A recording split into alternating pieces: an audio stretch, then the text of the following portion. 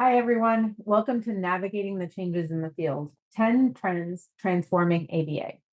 I'm excited to have you all here. This should be a really interesting topic. I have a ton of information to share with all of you. I dove into a bunch of the literature so you could save some time. Before I jump in, I want to introduce myself. For those of you who don't know me yet, I'm Amelia Delphonse. I'm a BCBA and co-founded Master ABA with my twin sister, Diana Kelly. Through Master ABA, we help BCBAs gain confidence in their skills so they can have a greater impact with their clients. Our focus is on ethical, compassionate, client-centered practices. This course is eligible for CEUs, but you must watch the video all the way to the end. There will be a short quiz at the end of the lesson. You must mark the mission accomplished lesson complete as well to receive your CEU certificate. In that mission accomplished lesson is information about how to update your BCBA number in your account. Please update that number before you mark that lesson complete. This will ensure that your certificate populates correctly. Your certificate will not be emailed to you. You can find your certificate by logging into your account on Master ABA Academy. Scroll all the way to the bottom of the sidebar menu on the left side of your screen and click on My Certificates. If for some reason you miss a step or have any trouble with your certificate, email us at support@masteraba.com. We're happy to help with anything you need. Like I said, I'm going to go over a lot of information, and I hope you walk away with a lot of ideas for your practice. After taking this course, you will understand the principles and theoretical foundations behind the emerging trends in behavior analysis. You'll be able to identify and evaluate the potential benefits and limitations of incorporating these emerging trends. You'll also be able to engage in a collaborative and enriching and professional discussion about those emerging trends. And you'll be able to identify the ethical implications of implementing the trends into your practice. Throughout this course, I will equip you with practical tools, knowledge, and strategies to make informed decisions about integrating the emerging trends into your practice. Some of these trends are really interesting, but I'm going to help you decide if they're right for your practice. If you have taken courses with me in the past, you know that I'm all about helping you take action. There is a workbook in the resources tab of this lesson that will help you organize your thoughts and develop an action plan for each trend. Make sure to check that out. This course is a little different than most of the ones I've done in the past because it's really broad and it's also going to be a little bit longer. But it's my goal to help you walk away from this course, not just with more knowledge, but with an action plan to help you decide if these trends are right for your practice. Utilizing these trends could take your practice to a whole new level, helping your clients achieve more than you might have thought possible. But first, you must do the work of deciding if they are right for you.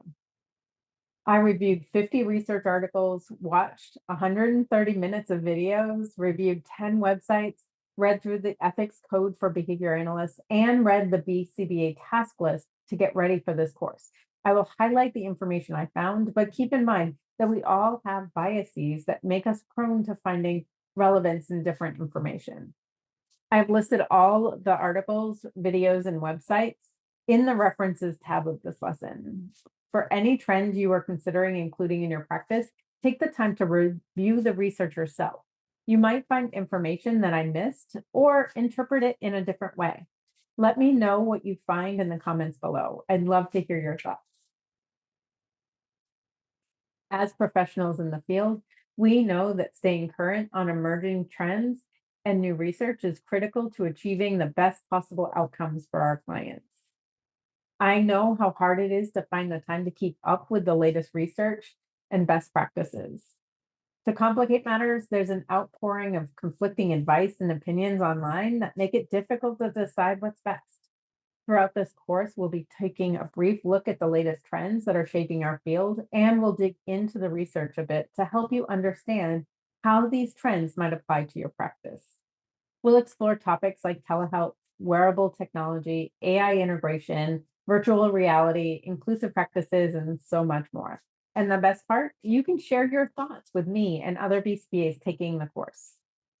I want to hear from you. I want your thoughts, questions, and insights to be a part of this course. So don't forget to join in the discussion. Below the video, you'll find a comment section where you can share your ideas and connect with other professionals in the field. I'm open to hearing viewpoints that don't align with mine. So if you disagree with anything I say, just let me know. Let's learn from each other and grow together. Understanding emerging trends in ABA practice is not a luxury, but a necessity. As our understanding of behavior and the environment in which we operate evolves, failing to adapt to changing circumstances can lead to suboptimal interventions, missed opportunities, and ultimately reduced outcomes for our clients. By staying current with emerging trends, you can uncover new and innovative ways of addressing the challenges that our clients face. Incorporating these trends into your practice can help you expand your therapeutic repertoire, cater to the unique needs of your clients, and make your interventions more efficient and effective. Moreover, adopting emerging trends can distinguish you from as a forward-thinking and innovative behavior analyst, instilling confidence in your clients, peers, and colleagues as you incorporate the latest tools and strategies into your practice. This ultimately positions you to become a thought leader in the field with the potential to shape and contribute to the future of ABA. Before we jump in, I want to tell you why I wanted to create this course. I don't know about you, but I'm not always as connected with the outside world as I probably should be. With the different projects I have going on, in addition to my work with clients, I've often just got my head down and I'm laser focused on the work in front of me. One day I opened up Facebook to respond to someone who commented on one of my posts, and I saw nothing but memes about toilet paper. I was completely lost. I later found out that there was actually a global pandemic and realized how little I paid attention to the world beyond my clients and my business. In reality, we are all so busy and the field of ABA is changing quickly. It's hard to keep up with all the new developments. You might not be quite as oblivious as I was when COVID became real, but you might not be as good about keeping up with what's going on in the field as you would like. I'm definitely more connected to what's going on in the field of ABA than I am with the world at large. But I think it's important to take a step back and look at how the field is changing and what those changes might mean for our practices. This training is meant to help you gauge how much you know about the most recent trends. Many of the trends I will talk about will be familiar to you, but hopefully I will bring to light some new information and research about each of them. After this course, you'll be able to participate in meaningful discussions with colleagues and make informed decisions about if any of these trends will be a good fit for your practice. This should guide you to more detailed training and mentorship, or help you decide that now isn't the time to put these trends into practice. While there might be a learning curve in adopting emerging trends, the rewards far outweigh the efforts involved if the strategy is a good fit for your practice. Imagine being able to offer your clients custom tailored interventions that harness the full power of the latest wearable technology or AI integration, or being able to use virtual reality to teach social skills or prepare clients for real life situations that trigger challenging behaviors without them actually having to enter the stressful situation. Incorporating these trends in your practice might pave the way for more substantial and transformational change in the lives of your clients. Remember that it's important to gain experience with new techniques before starting to use them with clients. Some strategies we will discuss might require that you seek out supervision from a mentor to implement it effectively. Other strategies will be more closely related to your data analysis or align with your current skill set and may be used without additional supervision. There are more emerging trends than we have time to cover in this course, but I want to focus on 10 that could have a significant impact on the way you practice. I will discuss each trend and how it might impact your practice. The trends I'm going to talk about are compassionate care, telehealth and remote services, wearable technology, international certification through the IBAO, artificial intelligence, virtual reality, cultural competency and inclusivity, multidisciplinary approaches, parent-led ABA, and the broad dissemination of ABA technology. I know that sounds like a lot. This will be an overview of each of these topics. If you're interested in actually using any of these in your practice, I encourage you to take a deeper dive into the specific ones you're considering.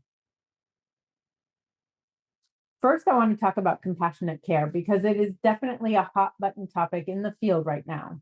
Although it's not really a new topic, there is definitely an emerging division in the field around this topic.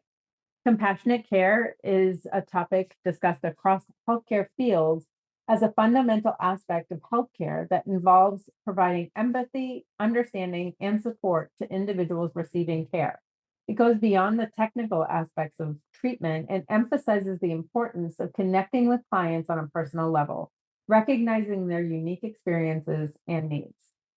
According to Habib et al. 2023, in an article about compassionate care in the treatment of cancer clients, the authors define compassionate care as an awareness of the distress of someone else combined with a desire to alleviate that distress by taking some action.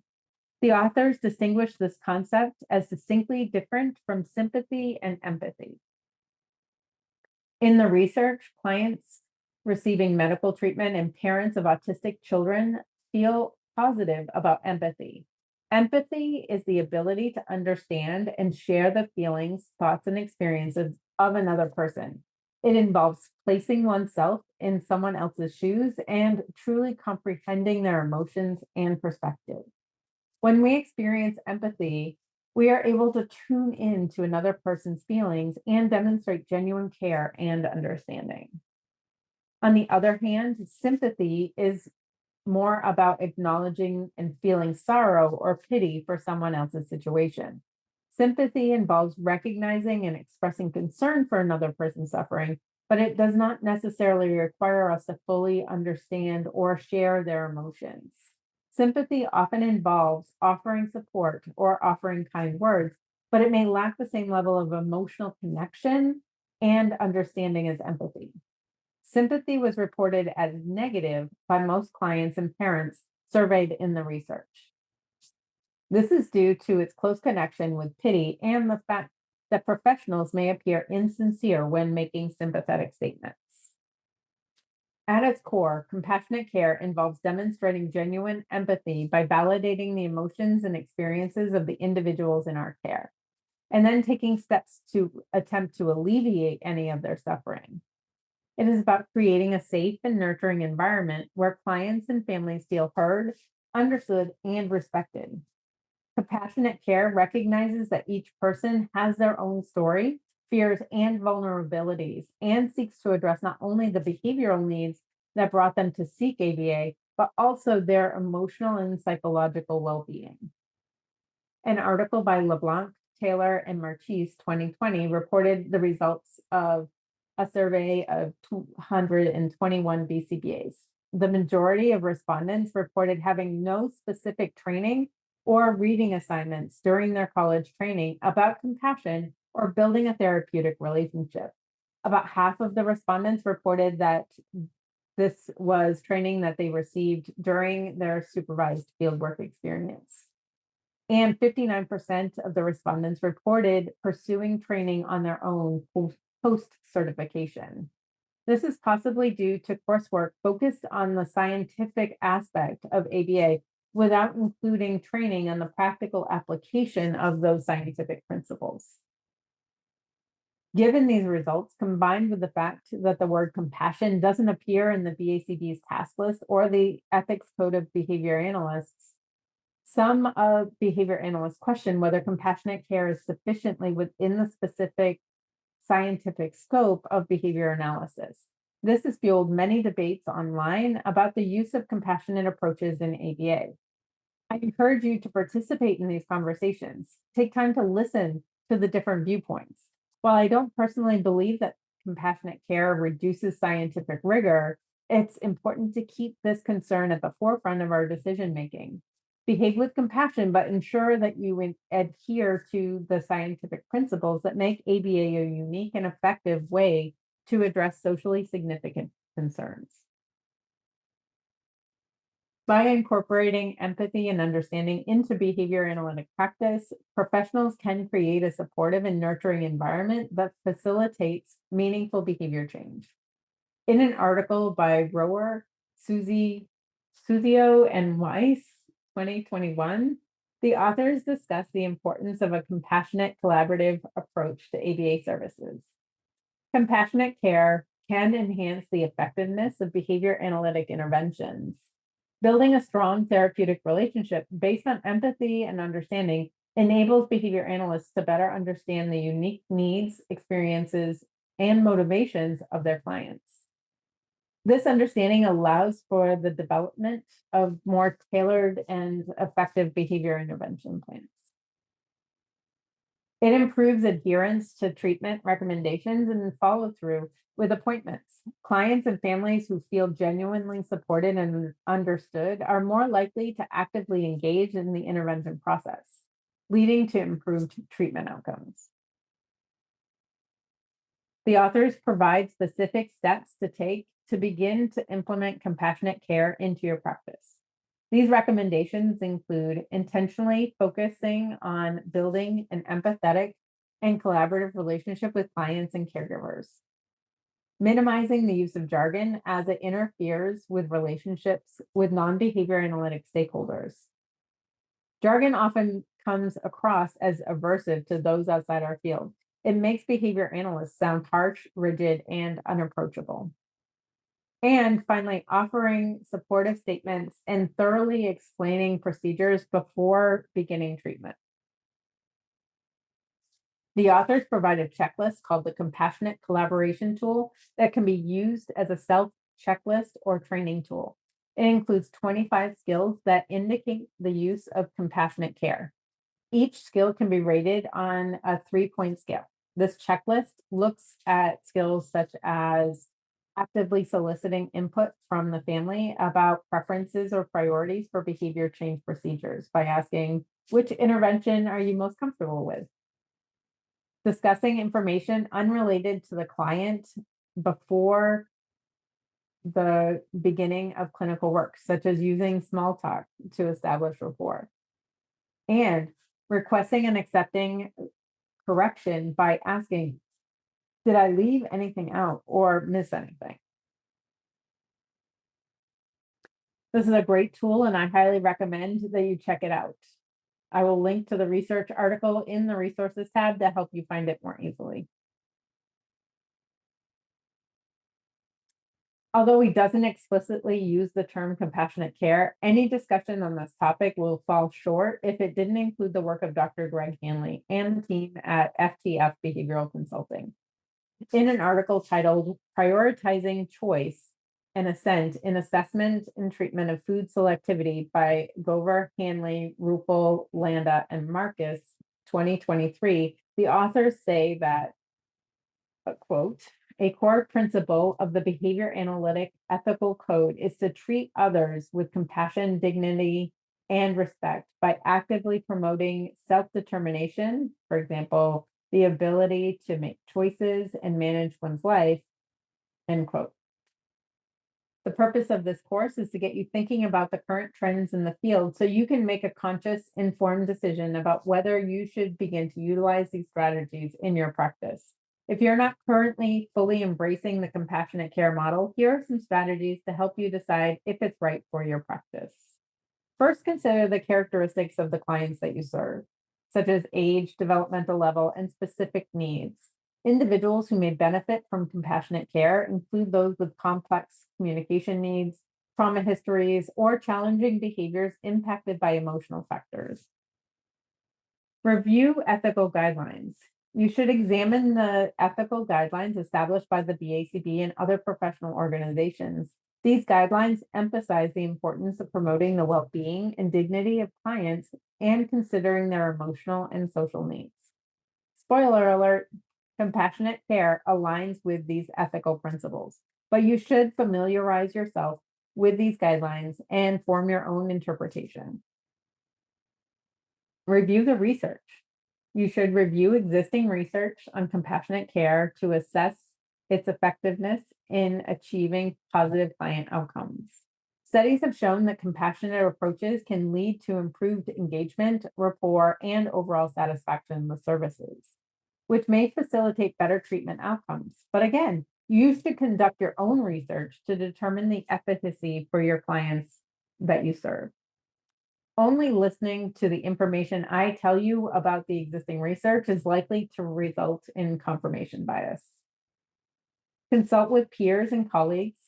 Engage in discussions to gain insights and perspectives on integrating compassionate care. Peer consultations can provide valuable input and help weigh the benefits and challenges of implementing compassionate practices in specific settings. Consider organizational culture. Evaluate the organizational culture in which you practice. If your organization promotes a person-centered, supportive, and empathetic environment, integrating compassionate care may be a natural fit. However, if the organization values more traditional approaches, you may need to navigate potential challenges and advocate for the inclusion of compassionate care. Finally, reflect on your personal values and skills. Compassionate care requires emotional intelligence, empathetic listening, and the ability to manage personal boundaries effectively. You should assess your readiness and willingness to practice with empathy and compassion to ensure a genuine and sustainable approach. Only you can decide if this trend is the right fit for your practice. I'd love to hear if you have decided to implement compassionate care or what your rationale is if you haven't. Let me know in the comments below. If you decide that compassionate care is the right approach for you, here are 6 steps you can take to begin to integrate it into your practice. First, do your research.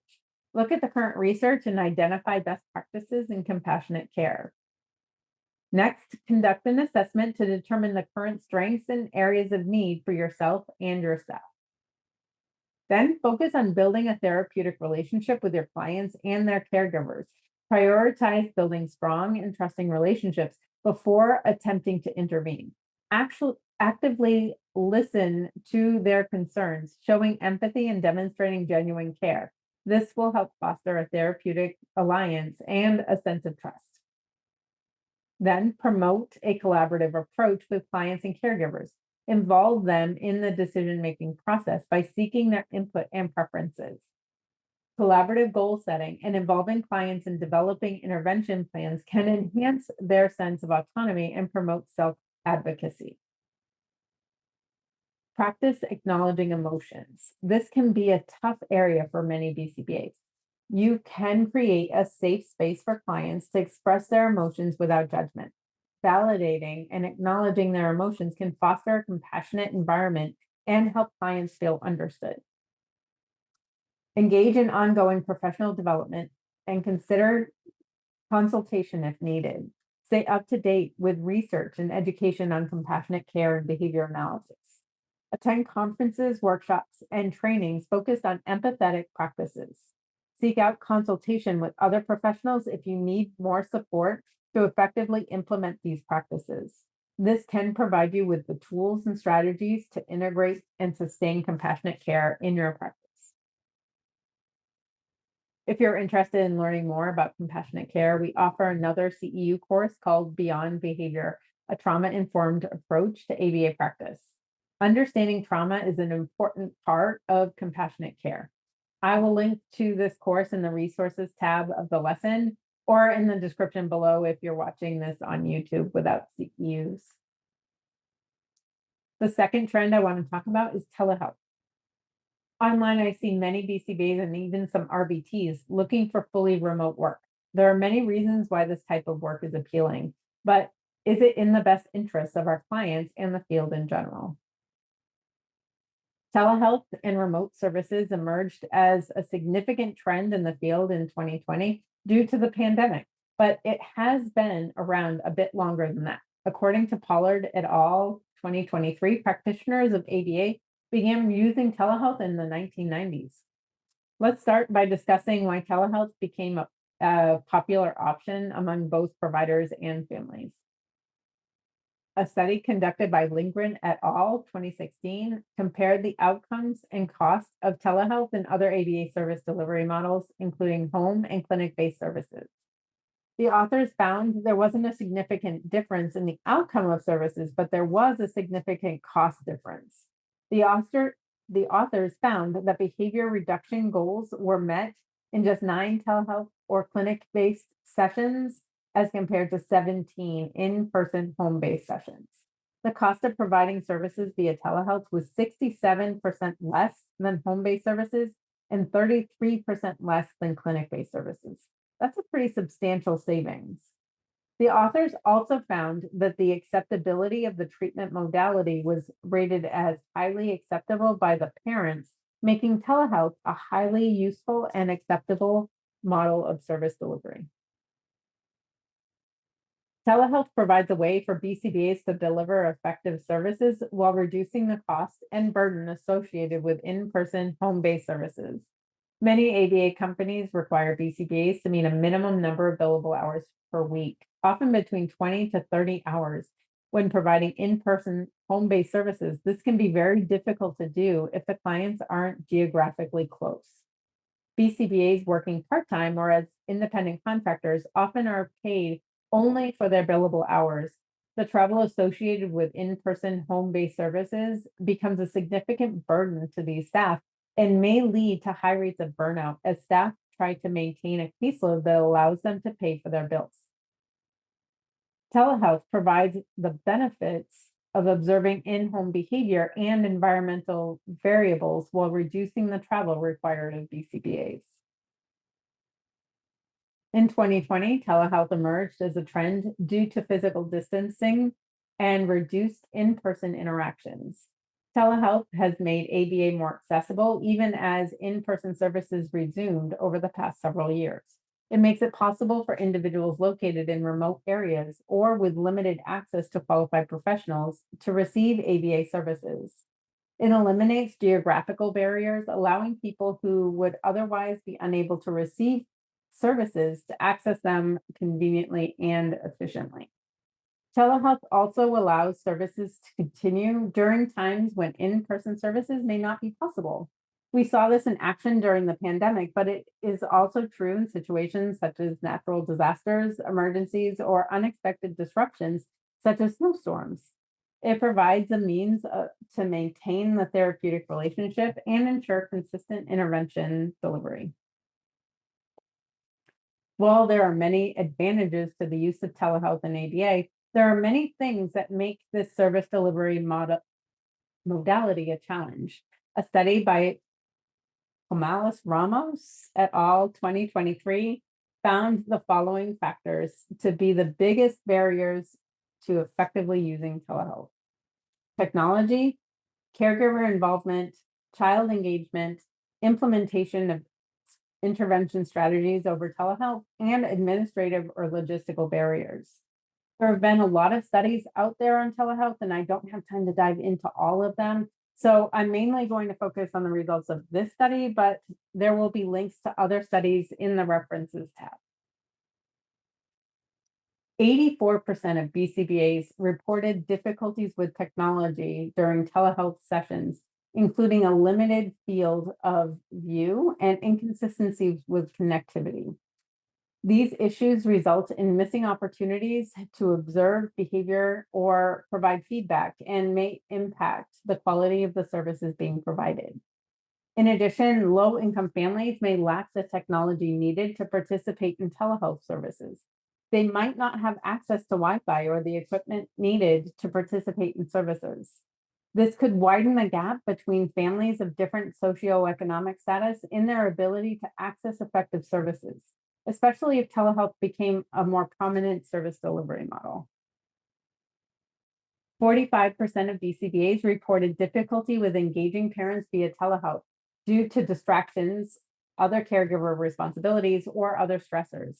These might include caring for other children or family members, work demands, or frustration with the process of implementation. The authors do note that the study occurred during the COVID-19 pandemic, during which time parents were already under an enormous amount of stress. This could have contributed to some of these findings. 61% of the BCBAs who participated in this study reported challenges with engaging the child during telehealth sessions. Some BCBAs reported difficulty gaining the child's attention, managing challenging behavior, or keeping them from eloping from the session. Access to the technology used for telehealth itself was distracting for some clients, reducing their attention to the BCBA providing services. Some BCBAs reported that these challenges came up even when parents were sitting with the child. When parents were needed to sit with the child, BCBAs reported that this limited the length and frequency of sessions. Age and communication skills of the clients had some impact on the BCBA's ability to engage the client via telehealth. This might indicate that older clients with stronger communication skills may be easier to engage during direct ABA services delivered via telehealth than younger clients with limited communication skills. 57% of BCBAs reported challenges with effectively implementing interventions via telehealth. Given the nature of telehealth, it can be difficult to coach others to effectively implement ABA strategies. Consider the BST model, which includes instruction, modeling, role-playing, and feedback. 3 of these steps are easily done through telehealth, but modeling intervention strategies is not only difficult, but often impossible. Also, BCBAs reported challenges with prompting and reinforcement strategies when providing direct services via telehealth. From my personal experience with telehealth, even when it's delivered with an RBT present, it's difficult to provide the same level of support that you could if you were actually present. During one session, I watched my RBT put herself in a vulnerable position where she actually sustained a concussion. If I had been there, it would have been easy for me to physically intervene to prevent the situation. But since services were provided remotely, all I could do was watch. Finally, 14% of BCBAs reported administrative or logistical challenges associated with telehealth. These BCBAs reported not having the resources or skills needed to effectively implement telehealth. There's a need to improve training and guidance in delivery of ABA services via telehealth. Since this article was published, many CEU courses have become available to hopefully start to mitigate this barrier. While many insurance companies still cover telehealth, many have restricted or eliminated coverage for the service modality. Even when an insurance company covers telehealth, there may be administrative challenges with getting approval for it in contracts or for specific clients. Before providing telehealth, you must understand the rules of each specific insurance company you work with, or you risk claims being denied or reimbursement requests. Telehealth has become an increasingly popular mode of delivering behavior analysis services in recent years. With its convenience and accessibility, telehealth has many benefits that make it a viable option for BCBAs looking to expand their practice or provide more flexible services to their clients. However, deciding if telehealth is a good option for you requires considering a lot of different factors. When considering telehealth, first assess your client's needs and your ability to deliver services effectively through a remote platform. Telehealth may not be suitable for every client in every situation, particularly for individuals with complex needs that require hands-on assessments or more close supervision. Some clients and families may not have access to the technology they need to take advantage of telehealth. Additionally, consider your own skills and comfort level with technology, such as video conferencing and data management systems, which are essential components of telehealth services. Another key consideration is the regulatory and ethical issues surrounding telehealth in your state or county. Ensure that you are familiar with the relevant regulations and policies that govern telehealth services in your area. There may be limitations on which services can be provided through telehealth and types of technology that can be used, and the privacy and security requirements of client data. Costs are also a factor to consider. While telehealth can reduce travel and overhead costs, it may also require additional investments, such as upgrading technology or securing data management systems. Be sure to assess the financial benefits and impacts of implementing telehealth services in your practice before you make this decision. Finally, assess the benefits and potential drawbacks of telehealth for you, your clients, and your overall practice. While telehealth offers many advantages, such as expanded access to services, greater flexibility, and reduced barriers to care, it may also present challenges such as limited physical interaction, technical issues, isolation, and reduced quality of data collection. If you have determined that telehealth is a good fit for you, here are some practical steps to successfully integrate telehealth into your practice. First, familiarize yourself with telehealth platforms. Explore different telehealth platforms and choose one that aligns with your practice's specific needs, considering factors such as video quality, ease of use, data security, and compatibility with your existing systems. If you work for an ABA company, you might be required to use the systems that they have already chosen. Familiarize yourself with the features and functionalities of the chosen platform and ensure a smooth transition. Establish telehealth policies and procedures. Develop clear policies and procedures that outline how telehealth services will be provided. If you work for an ABA company, review their policies and procedures to ensure you fully understand them. You should include factors such as scheduling, session duration, client consent, emergency protocols, and session cancellation policies. Communicate these policies with clients and ensure they understand the expectations and guidelines for telehealth sessions. Ensure compliance with legal and ethical guidelines. Review the BACB ethics code for behavior analysts and the regulatory guidelines for telehealth in your state. Ensure that you are in compliance with all relevant laws and regulations, including licensure requirements, client confidentiality, and data security. Adhere to the professional code of conduct for BCBAs, maintaining the same ethical standards in telehealth as you would in face-to-face sessions. Assess technological infrastructure and equipment. Evaluate your existing technological infrastructure and ensure that it can support telehealth services. Verify that your internet connection is stable and has sufficient bandwidth for video streaming. Consider any technological limitations for your clients and develop a plan to overcome any barriers. Develop procedures for remote assessments and data collection. Adapt your assessment procedures to be conducted remotely.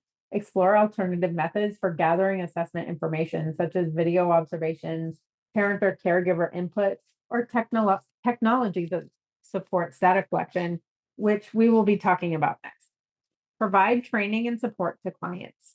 Support your clients in adjusting to telehealth sessions by providing clear instructions on how to access and navigate the telehealth platform.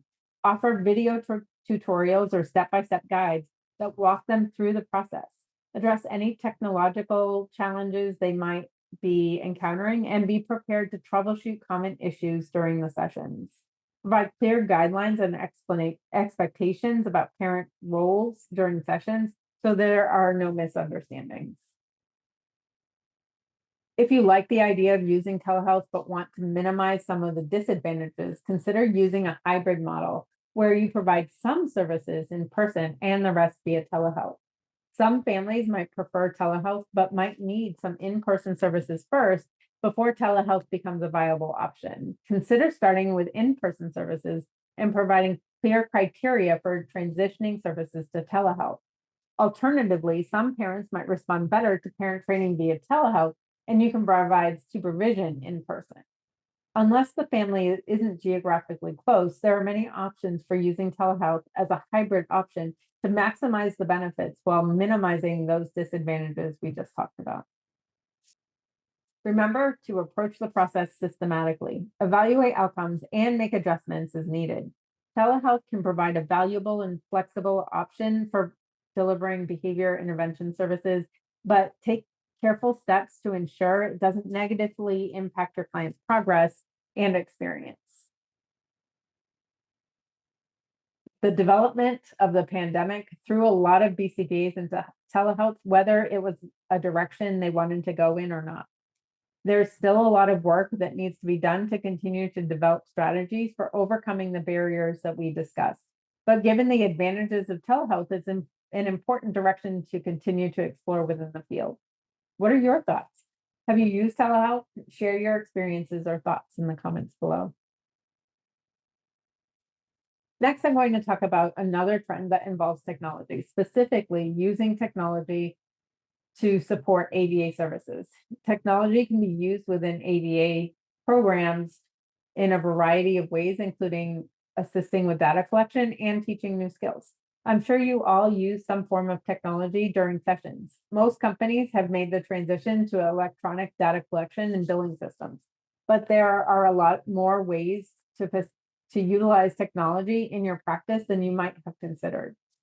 Many of your clients probably use technology regularly for communication or reinforcement.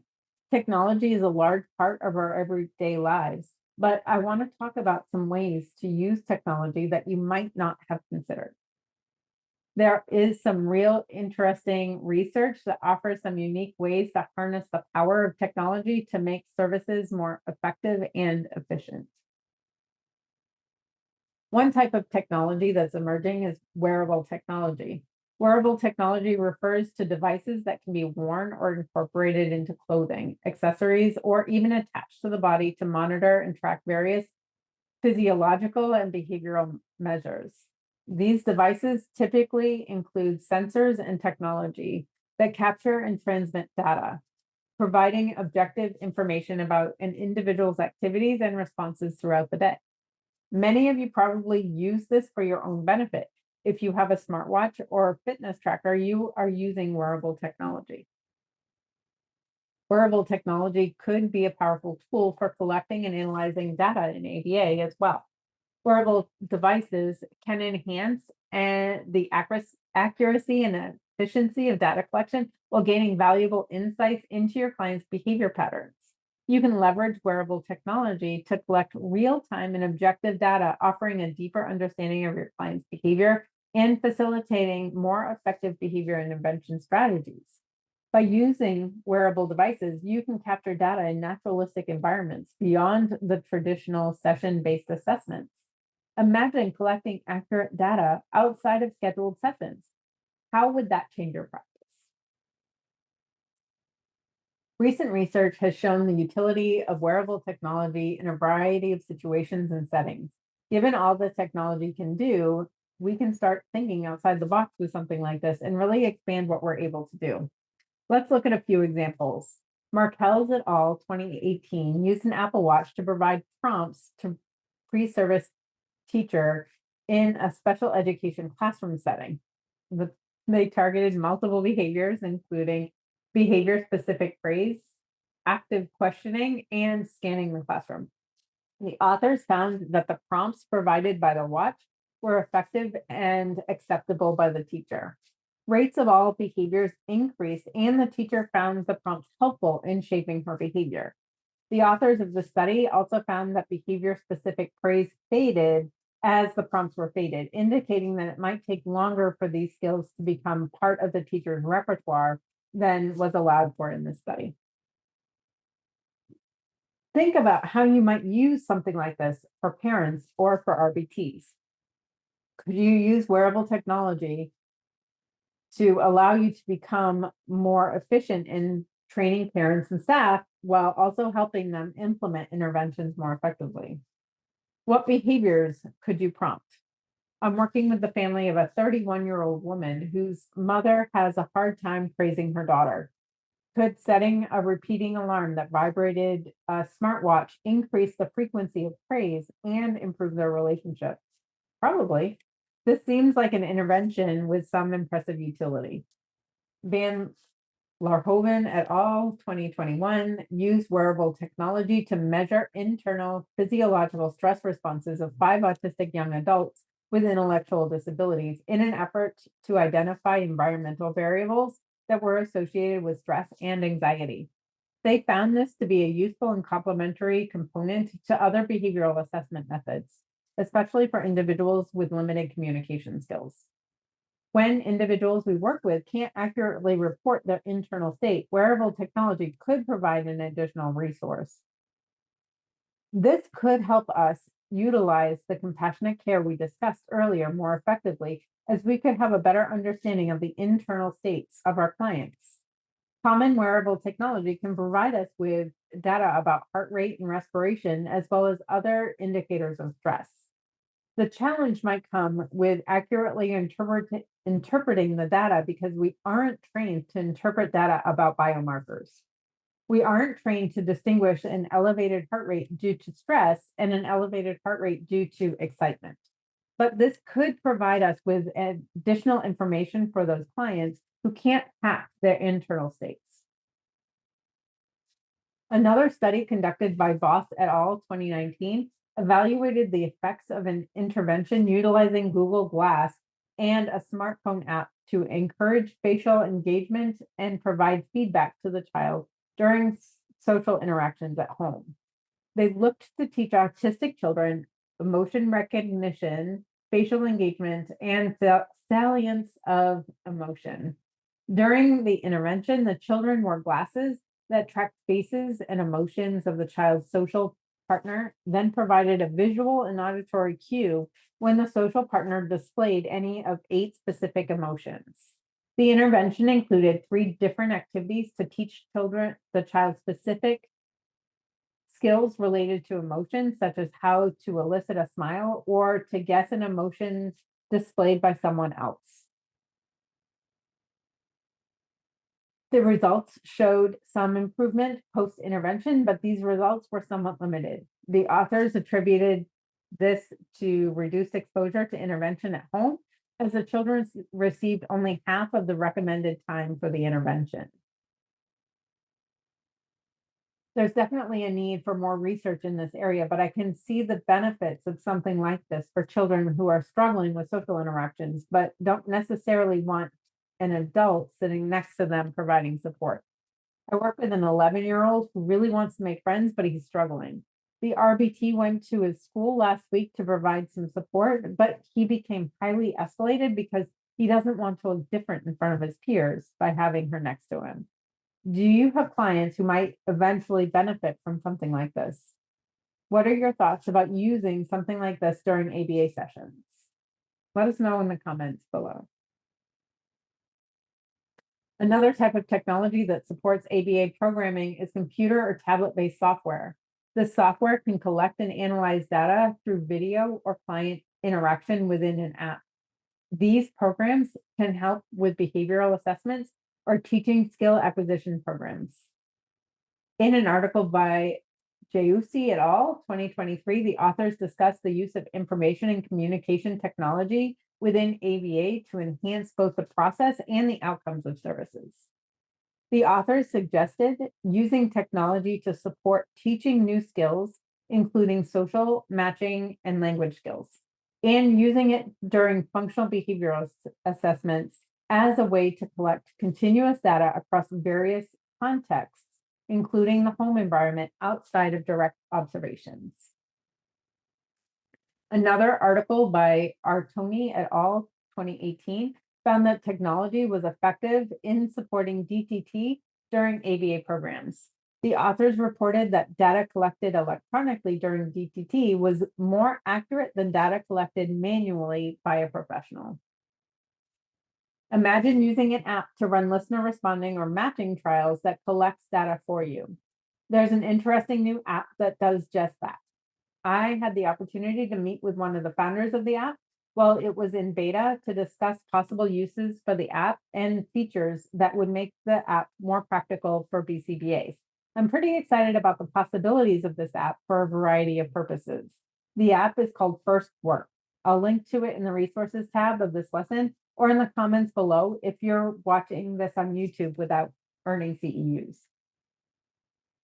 First Work allows you to restrict access to specific apps on a phone or tablet contingent on them completing the tasks in a lesson of the app. Once they respond to all the questions correctly, the apps unlock for a specified period of time, and the learner must return to the app to complete another lesson to unlock the apps again. One use for an app like this is during an RBT session for running DTT. I tend to use more naturalistic teaching. So for me, what makes this app exciting is the possibility to use the app with parents to collect generalization and maintenance data outside of sessions. The app allows you to create presets that are already set up for parents. So all they would need to do is open the app and launch the preset. The app will automatically run the specified targets and control access to the apps used for reinforcement. This app could also be great for homeschooling parents who are struggling with teaching basic academic skills. While technology can greatly enhance your ABA practice, it's important to be aware of certain disadvantages and exercise caution when utilizing technology. Understanding these potential pitfalls will help ensure that technology is used effectively and ethically to support behavior intervention and skill acquisition strategies. Here are some key things to keep in mind. Technical issues and limitations.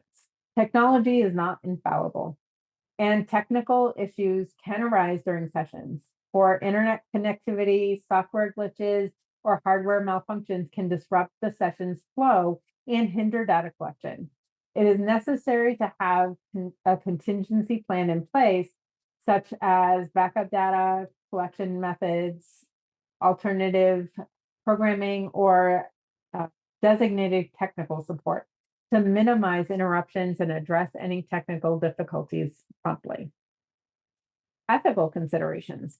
As behavior analysts, we have a responsibility to ensure the privacy, security, and confidentiality of our clients' data. When using technology, it is crucial to carefully protect the data. Familiarize yourself with the platform's privacy policies, terms of service, and data storage practices to ensure compliance. Consider using client initials instead of full names when using apps, and avoid entering any unnecessary client-specific information. Additionally, obtain informed consent from parents and caregivers regarding the use of technology. Clearly outline the purpose, risks, and benefits involved. Ensuring quality of data collection. It is important to consider whether the technology being used can capture behavior accurately and reliably. Factors such as video quality, limited angles, or calibration may impact the precision of data collection. Continuously validate the reliability and validity of data collected through technology by comparing it with other sources or conducting validation checks when necessary. Reduce client engagement or interaction. Technology-mediated sessions may require additional efforts to maintain client engagement and interaction with staff. Maintaining eye contact, using visual supports, and utilizing interactive features of the technology platform can help sustain client interest and involvement. Regularly assess client engagement interaction levels and adjust strategies accordingly to maximize effectiveness. Cost of technology. All technology comes with a cost, but many of these costs are offset by financial savings in other areas. Consider the cost of technology compared to existing expenses related to the same task. Weigh the potential benefits of technology with the associated costs to determine if it's a feasible option for your practice. Carefully consider which, if any of these technologies might benefit your clients and whether it's a financially viable option. Take time to regularly evaluate the benefits of the technology you use and consider alternatives as new technologies emerge.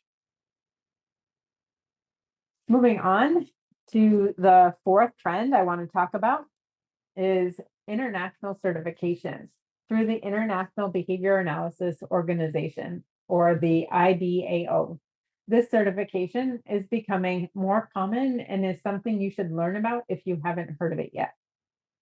Certification through the IBAO offers professionals in the field of behavior analysis the opportunity to obtain two distinct certifications: the International Behavior Analyst, or the IBA certification, and the International Behavior Therapy, or the IBT certification. The IBA certification demonstrates that a candidate has fulfilled various educational, experiential, practice, and supervision related requirements and is similar to the BCBA certification.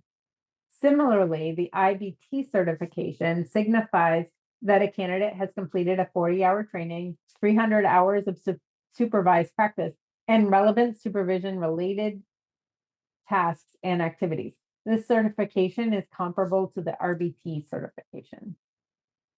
It is important to note that the IBAO certifications, while valuable in their own right, are not affiliated or endorsed by the Behavior Analyst Certification Board, or the BACB. The IBAO certifications provide an alternative pathway for professionals seeking recognition and professional development opportunities, particularly beyond the borders of the countries that the BACB currently supports. This certification is especially valuable for people seeking certifications in countries where certification is no longer supported by the BACB. Beginning January 1st, 2023, the BACB restricted new certifications to just applicants in the US, Canada, Australia, and the UK.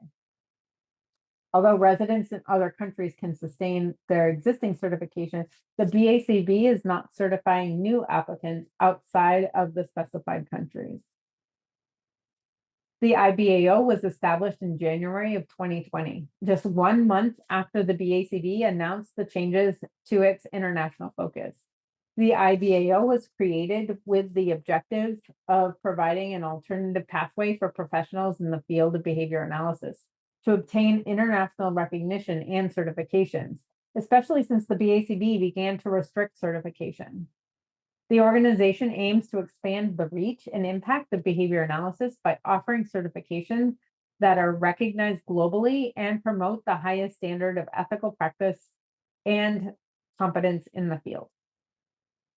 By offering international certifications, IBAO aims to bridge the gap between different countries and regions, promote collaboration among professionals from diverse backgrounds, and increase accessibility to behavior analysis services in various parts of the world.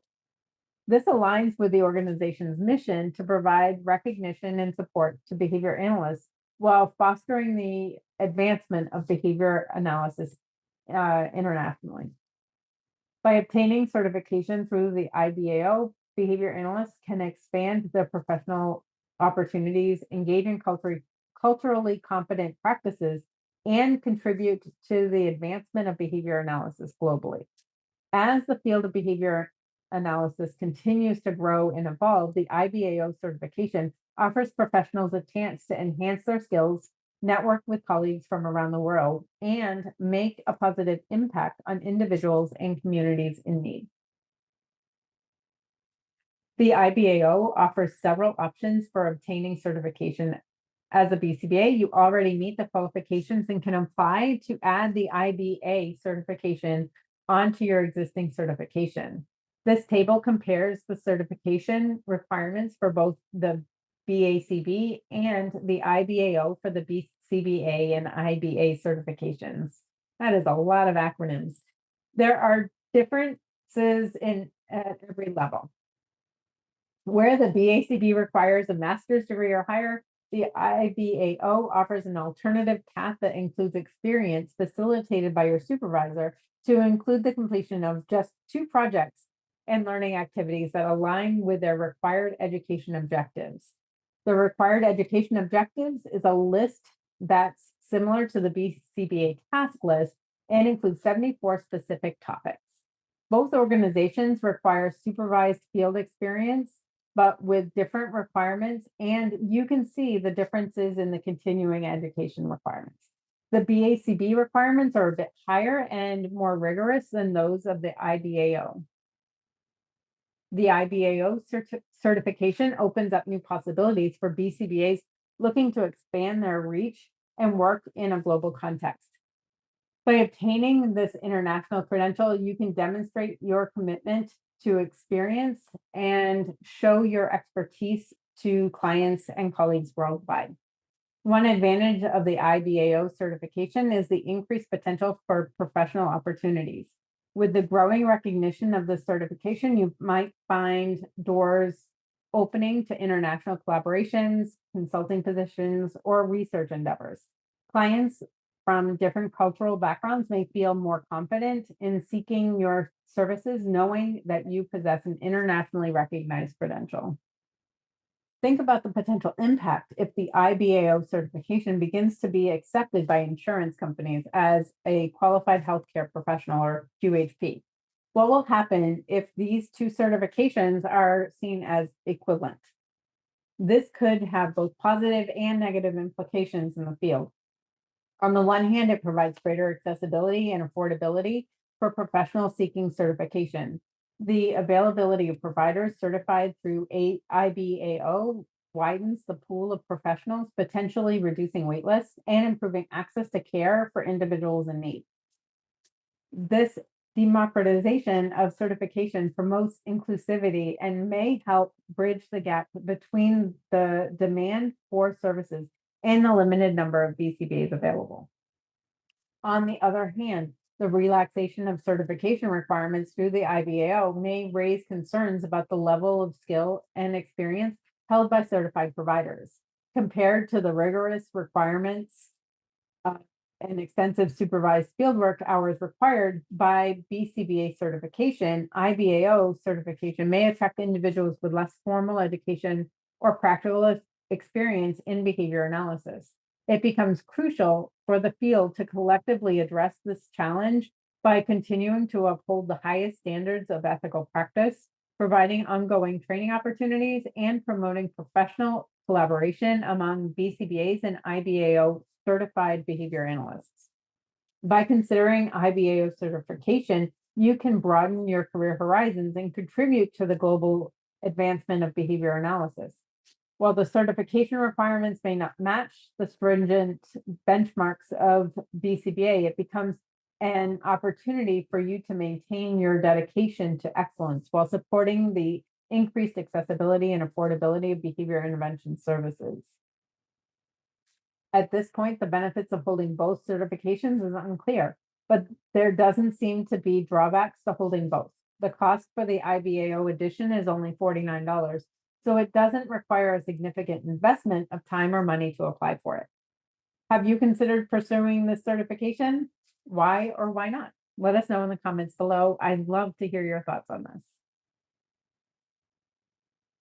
The next trend I want to discuss is the use of artificial intelligence or AI to enhance various aspects of an ABA practice.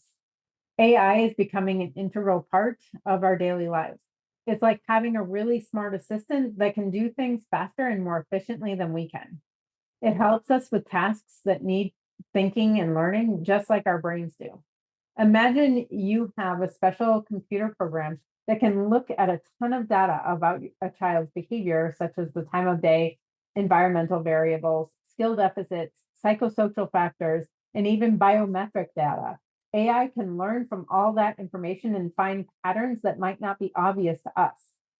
It's capable of processing more information in a split second than we can process in hours of data analysis. But the question is, what can it really do for us? That's the question I want to answer. But let's first talk about what AI actually is. AI refers to the simulation of human intelligent processes by machines, usually computer systems. It involves the development of algorithms and models that enable machines to perform tasks that typically require human intelligence.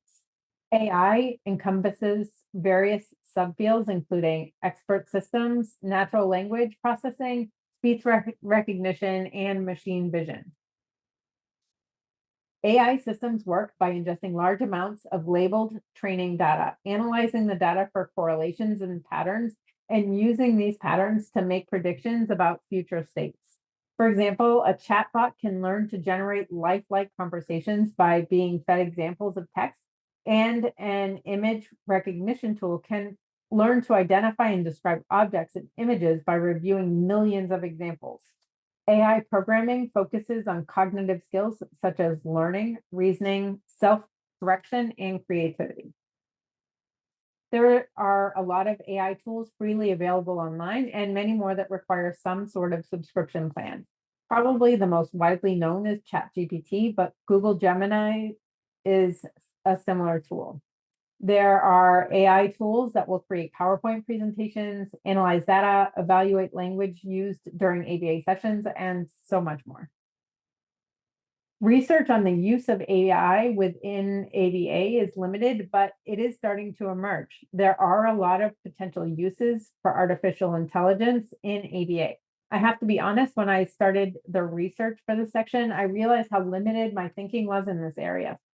There are so many more creative uses for AI than I was originally thinking. Some of the uses for AI in ABA that I found include writing operational definitions, writing treatment goals, brainstorming parent training activities, translating jargon into common language, developing creative ideas for teaching skills, understanding developmental milestones in relation to programming, simulating social conversations, brainstorming ideas for possible reinforcers, developing staff training programs, data analysis, including data collected via other types of technology, like we discussed earlier, predicting low frequency behavior, scheduling that matches clinicians with clients based on predicted best outcomes, and administrative tasks. I'm not going to go through each of these examples, but I want to highlight a few for you to think about. One of the things that all sources agree on is that AI should not take the place of clinical judgment.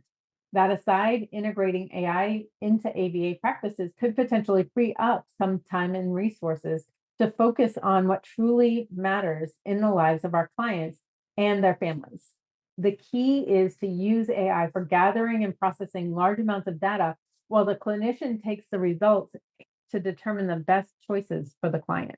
For example, AI can support behavior analysts in decision-making processes by providing evidence-based recommendations and guidelines. Theoretically, AI could take the results of a standardized assessment, the client's current progress toward current programs, factor in the results of an FBA or PFA, and provide recommendations for adding new programs or altering current programs to ensure the best outcomes for clients. The BCBA could then either accept or reject the recommendations and customize the recommendations they decide to incorporate into their client's programming. This process could make for highly individualized program modification that presents the greatest opportunities for clients to experience success. Here's another use for AI in clinical practice. Keeping up with the research in the field is critical to maintaining high standards of excellence in your practice. Unfortunately, reading the literature is not considered a billable activity, and often it's not included in the time full-time BCBAs spend at work. Many BCBAs put in long days, sometimes working 50 to 60 hours per week, commuting to and from work to meet the basic requirements of their role. BCBAs who are independent contractors or part-time hourly employees also don't get paid for reading research. AI might be one way for BCBAs to not only find relevant new articles, but also to get summaries and ideas for incorporating the information into their practice. Gills and Carr, 2014, looked at 17 journals that regularly published behavior analytic content, compiled an annotated list of articles that they identified as highly relevant to practicing behavior analysts. Lists like this could help behavior analysts quickly find research relevant to their practice. I don't know about you, but I don't have time to keep up with regularly scouring 17 journals for content that would be relevant to my practice. And I also haven't found another list like this in the past 10 years. AI could be a tool to help you stay current in the research. Okay, one more example. In my experience as the clinical director for 2 different ABA companies, I know that effective scheduling is one of the most difficult administrative tasks. balancing the needs of the clients and with the needs of the staff and the agency make this task nearly impossible to get right. What if AI could not only create a schedule for staff that maximizes their time with clients, minimized drive time for home-based staff, assign staff to clients based on who was likely to be most effective, and even considered staff and client preferences? What if all this could happen in a matter of minutes? At one of my clinics, we had over 100 children and 60 staff.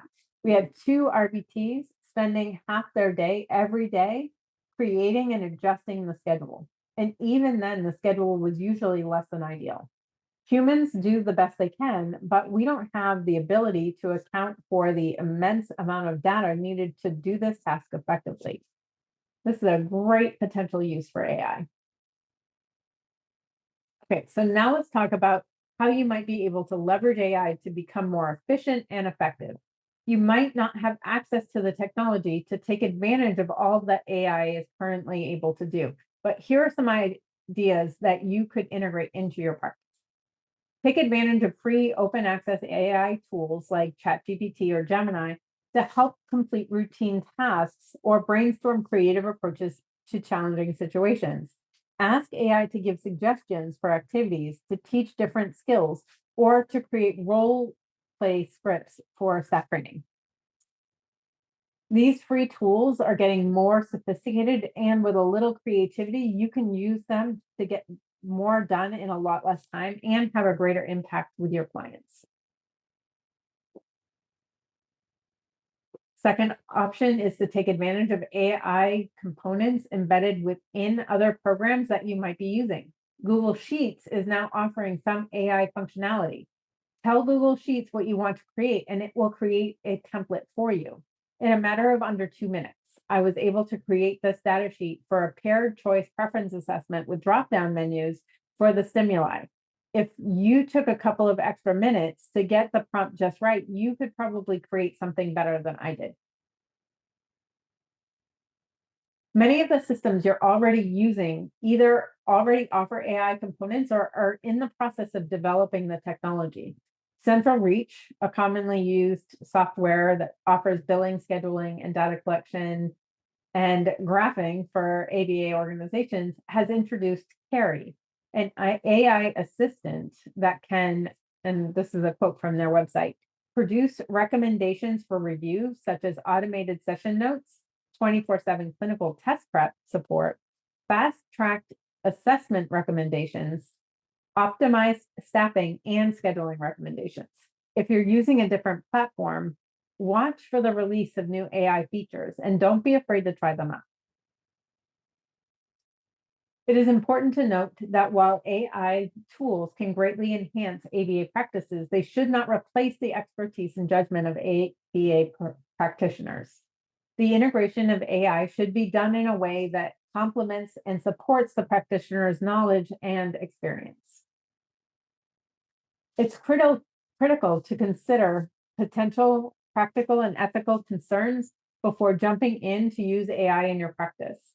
Here are some things to think about as you begin to integrate AI into your practice. Data privacy and security. You should prioritize the privacy and security of client data while using AI tools. It is important to ensure the data collected and analyzed by AI systems are protected and comply with relevant HIPAA rules.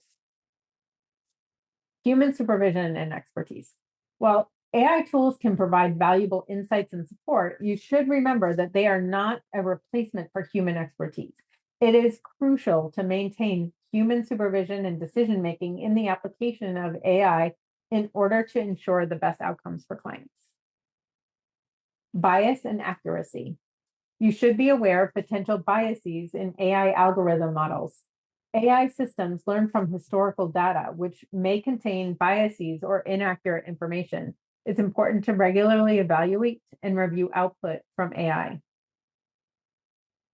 Transparency and explainability. You should seek AI tools that provide transparency and explainability. It is important to understand how AI systems arrive at their conclusions and recommendations. This transparency allows you to make informed decisions and explain the rationale behind your interventions to clients and other stakeholders. And finally, continued professional development. You should stay updated on the latest advancements in research in AI in order to effectively integrate it into your practice.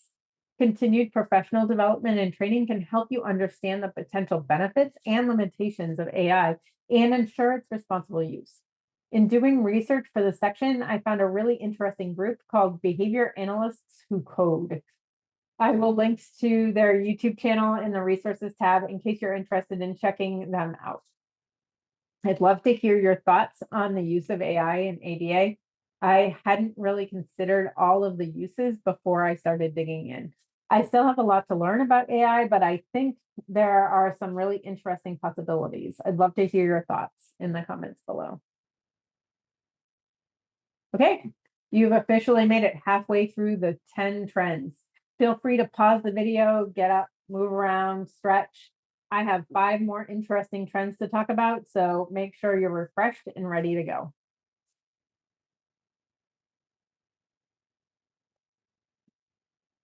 The next trend is another technology trend, virtual reality.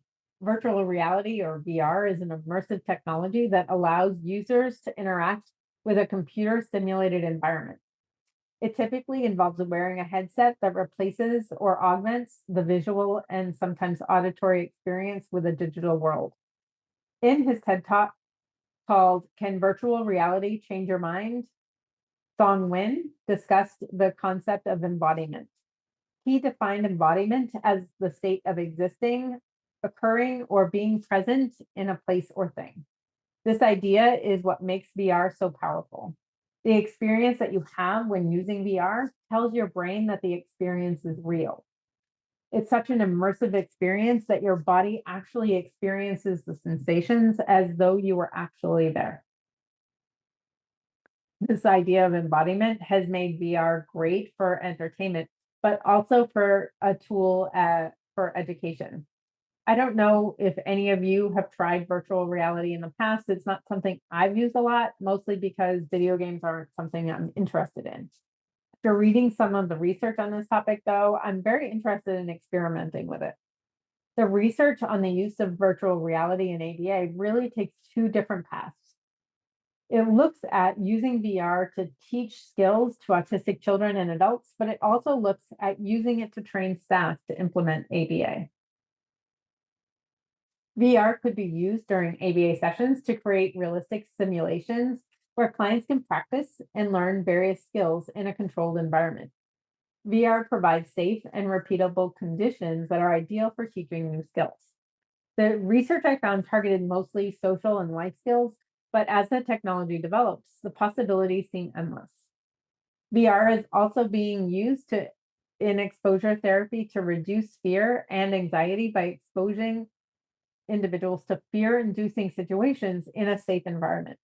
I have some concerns about using the technology for this purpose without specific training, but I wanted to mention it because there is a growing body of research using VR for this purpose. With this technology, you have much greater control over the variables that come during a session, which may bring the practical application of ABA closer to a research environment than ever before. I've worked in homes, schools, and clinics. It's impossible to control all the variables you need to in order to truly isolate the dependent and independent variables. With VR, you're actually able to do this pretty effectively. Although it's very limited, the existing research generally supports using VR to teach skills. Wallace et al. 2010 looked at whether autistic children felt the same sort of presence or embodiment as their non-autistic peers when using VR. This is an important factor that makes learning using virtual reality effective, so I thought it was an interesting study. The authors found that they did experience the same level of embodiment. They also found that autistic children did not report negative sensory experiences when using VR. This indicates that VR might achieve the same outcomes for autistic children that it would for non-autistic children. Parsons and Mitchell 2002 use VR to teach social skills to autistic children. The authors suggest that VR lets you practice talking and reacting to others in a place that's safe and doesn't feel threatening. They found that skills learned in the game generalized into the learner's natural environment. One concern addressed in the article is the concern that using technology to teach social skills could make it harder for an autistic child to interact with others outside of the computer generated environment. The authors suggest that a teacher or family member work with the child using virtual reality to maintain that interaction and engagement with another person. The authors stress that VR isn't meant to take over teaching, but to make it better by adding a fun and interactive way to learn social skills. If you're interested in really diving into the research on virtual reality, Howard and Gutworth 2020 conducted a meta-analysis of research on the use of VR to teach social skills. Although some of the studies included in this meta-analysis looked at the use of VR with autistic individuals, it also looked at research across populations. This was a pretty interesting article that provided some specific information. They found that virtual reality programs that provided knowledge and instructions about social skills were the only programs that showed a statistically significant improvement in skill development. They recommended programs that combined these instructions with opportunities to practice, but said that opportunities to practice alone were not effective. Another key finding was that the presence of gamification in a VR program actually had no significant impact on the results. They recommend carefully considering whether the inclusion of gamification factors is necessary for your learner when choosing VR programs. I found this interesting because I have heard a lot about the benefits of gamification. They didn't measure clients' willingness to participate in the training. I would think that gamification might make the program more interesting and motivating for some clients, but I wasn't able to find any existing research on this. I look for some programs that are designed to be used either with autistic children at home or during ABA sessions. I didn't find much that's out there right now, but I did find one program that looks interesting called Florio. Florio is a VR program that offers over 200 different scenarios where children can learn a variety of skills ranging from joint attention skills to social skills. The software is being used by another program called Robot Lab. This company offers robots designed to provide support and education for a variety of children, including children in special education. They offer a comprehensive package that includes the hardware and software to use Florio. They offer this as a supplement to their robots. I will put a link in the resources tab of this lesson if you want to check out these two programs. Earlier, I mentioned that there are two ways that VR can be used in ABA. I just talked about the possibilities of using VR with clients. The other opportunity that exists with VR is to use it in staff training. Clay et al. 2021 found the use of VR effective in using BST to train pre-service clinicians to implement FCT for escape and attention maintained behaviors. Effective staff training is critical to the success of clients and ultimately an ABA company. Kazemi et al. 2015 found a correlation between staff training and turnover. When staff were well trained, they are less likely to leave an organization. It's possible that using BST through VR may offer a way to provide consistent, effective training to staff, which could lead to a decrease in staff turnover. I looked for available VR programs for staff training and wasn't able to come up with any. If any of you know of a program or are familiar with a program like this, let us know in the comments. I'd love to check it out. Virtual reality seems like a promising tool that might soon be incorporated into ABA sessions and staff training, but there are barriers that need to be overcome first. First, there's limited research. Research on the effects of VR on autistic individuals is still in its early stages, and the existing studies provide limited and sometimes conflicting findings. It's important to interpret research findings with caution and avoid making generalizations based on a few isolated studies. This is not yet an evidence-based intervention and should not become a regular method for teaching skills before the research is available. Sensory overload. Prolonged exposure to virtual reality may lead to sensory overload or fatigue, particularly for individuals who may already have sensory sensitivities. The immersive and stimulating nature of VR can overwhelm the senses and cause discomfort or even distress. The prohibitive cost. VR can be very expensive, which might inhibit the practical use of it during ABA sessions. The hardware itself is expensive, and available software comes with a high price tag. Florio, which is the program I just talked about on the last slide, is $70 per month for the individual license. That doesn't include the hardware needed to make it work. The other option I mentioned, Robot Lab, charges $15,000 for their pack that uses Florio, and this only includes a 1-year subscription. So there would be another charge after the first year. That's a pretty substantial investment and not covered by the funding source. Given that there isn't sufficient research to consider VR an evidence-based intervention, funders may not cover the inclusion of this technology in services. Do your research and don't assume that the funder will cover the intervention. Now that I've covered all the important reasons not to rush right out and start incorporating this technology into your sessions, you might be wondering why I bothered talking about this at all. I do think we will see more research emerge about VR that might make it a viable option to include in sessions. For now, here are some ideas you might consider if you have access to the technology. You could use VR as a reinforcer for learners who find technology motivating. Giving access to a learning platform can still be motivating for some learners. If families have access to, or funds for VR, consider supporting families and using the technology to practice important skills learned through ABA sessions. For the most part, this trend should fall under the not right now category when you're considering which of these trends to incorporate into your practice. Keep an eye on this trend though. We might see some really interesting developments in this area in the next few years. Cultural competency and inclusivity is the next trend I want to discuss. While this isn't a new idea and it's hopefully something you're all familiar with, it's becoming more widely discussed online, and more trainings are emerging to help clinicians become more culturally aware in their practice. I decided to include this topic because of a recent response I got from an email that I sent out about cultural competency. The BCBA responded that she felt that people coming to the US should adapt to our culture and we should not be expected to adapt to theirs.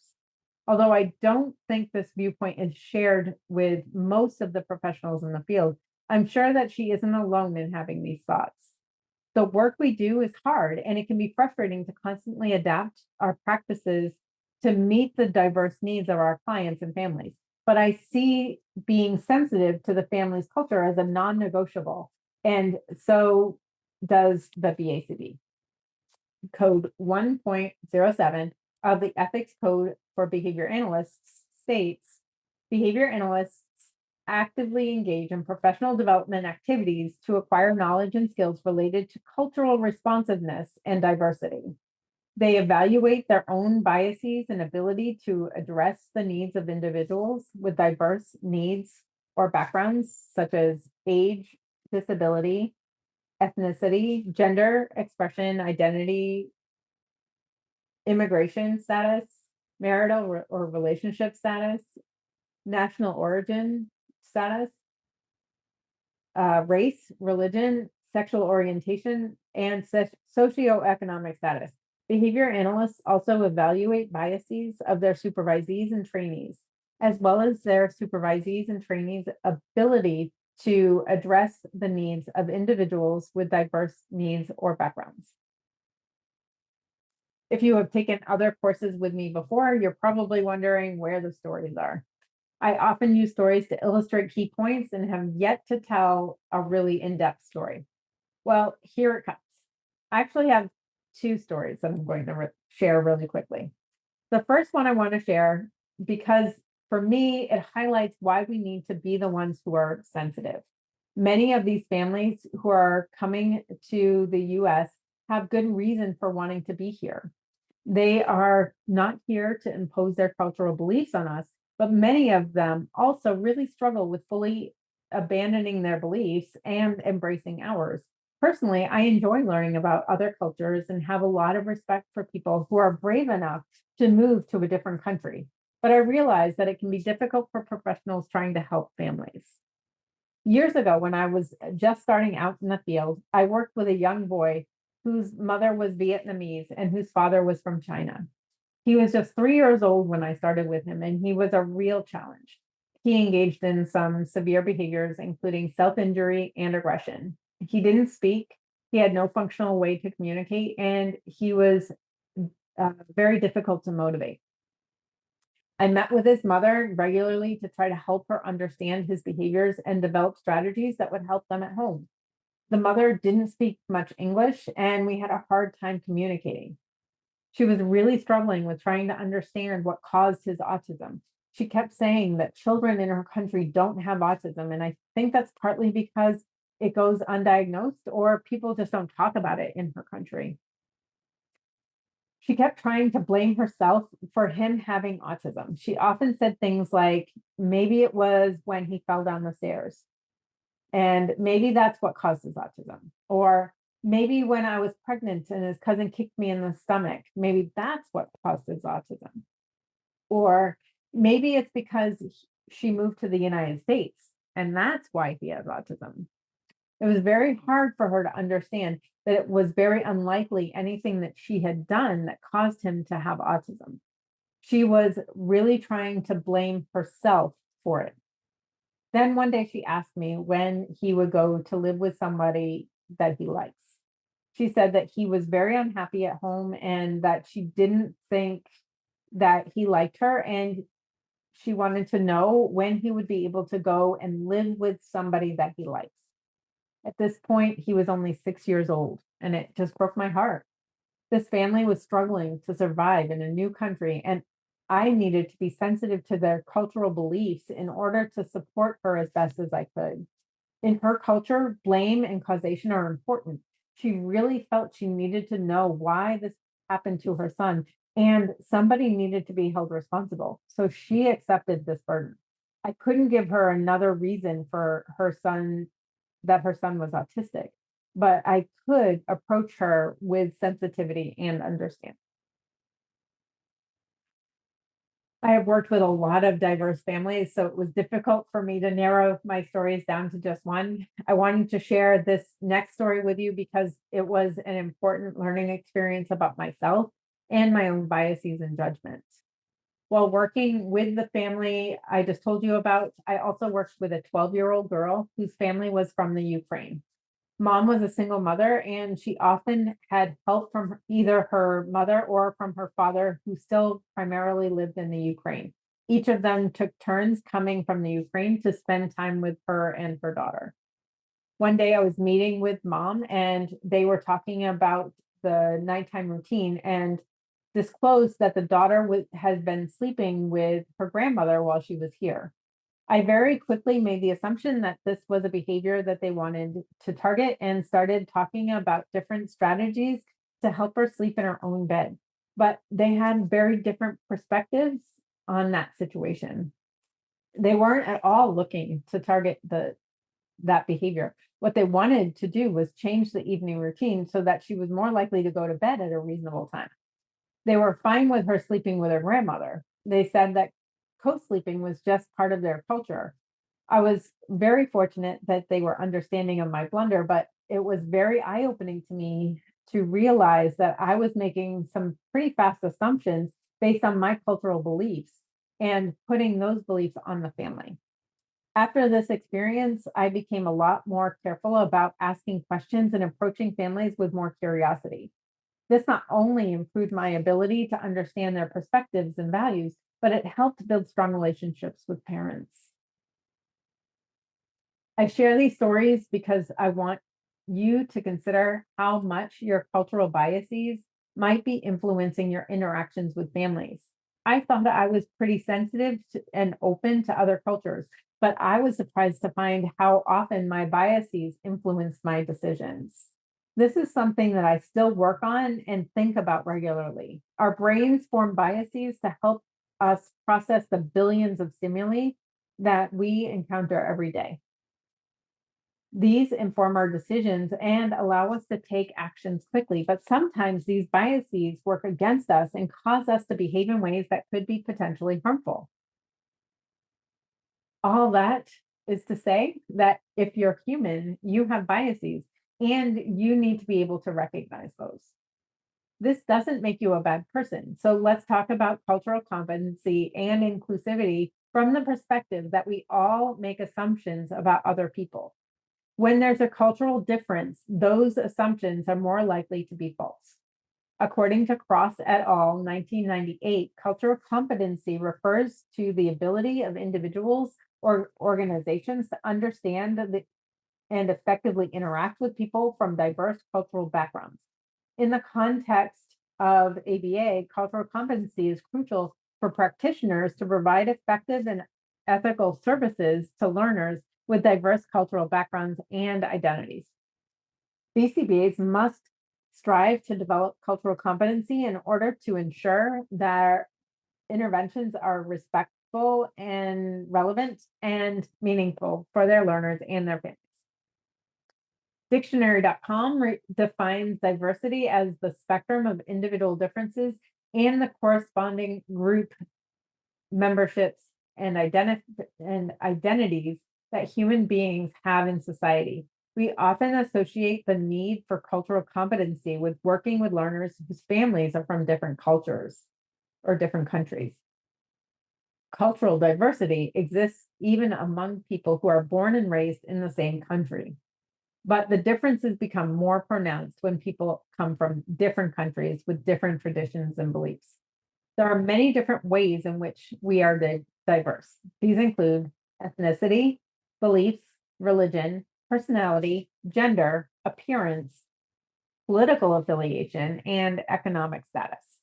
It's important to note that although we are describing people as belonging to different cultural groups and making the assumptions that they share a common system of values and beliefs, this is not always true, and you must be sensitive to each individual's expression of their culture. Professionals develop cultural competency through training and exposure to the values and beliefs of different cultures. Competency is not a switch that gets turned on. Competency develops along a continuum.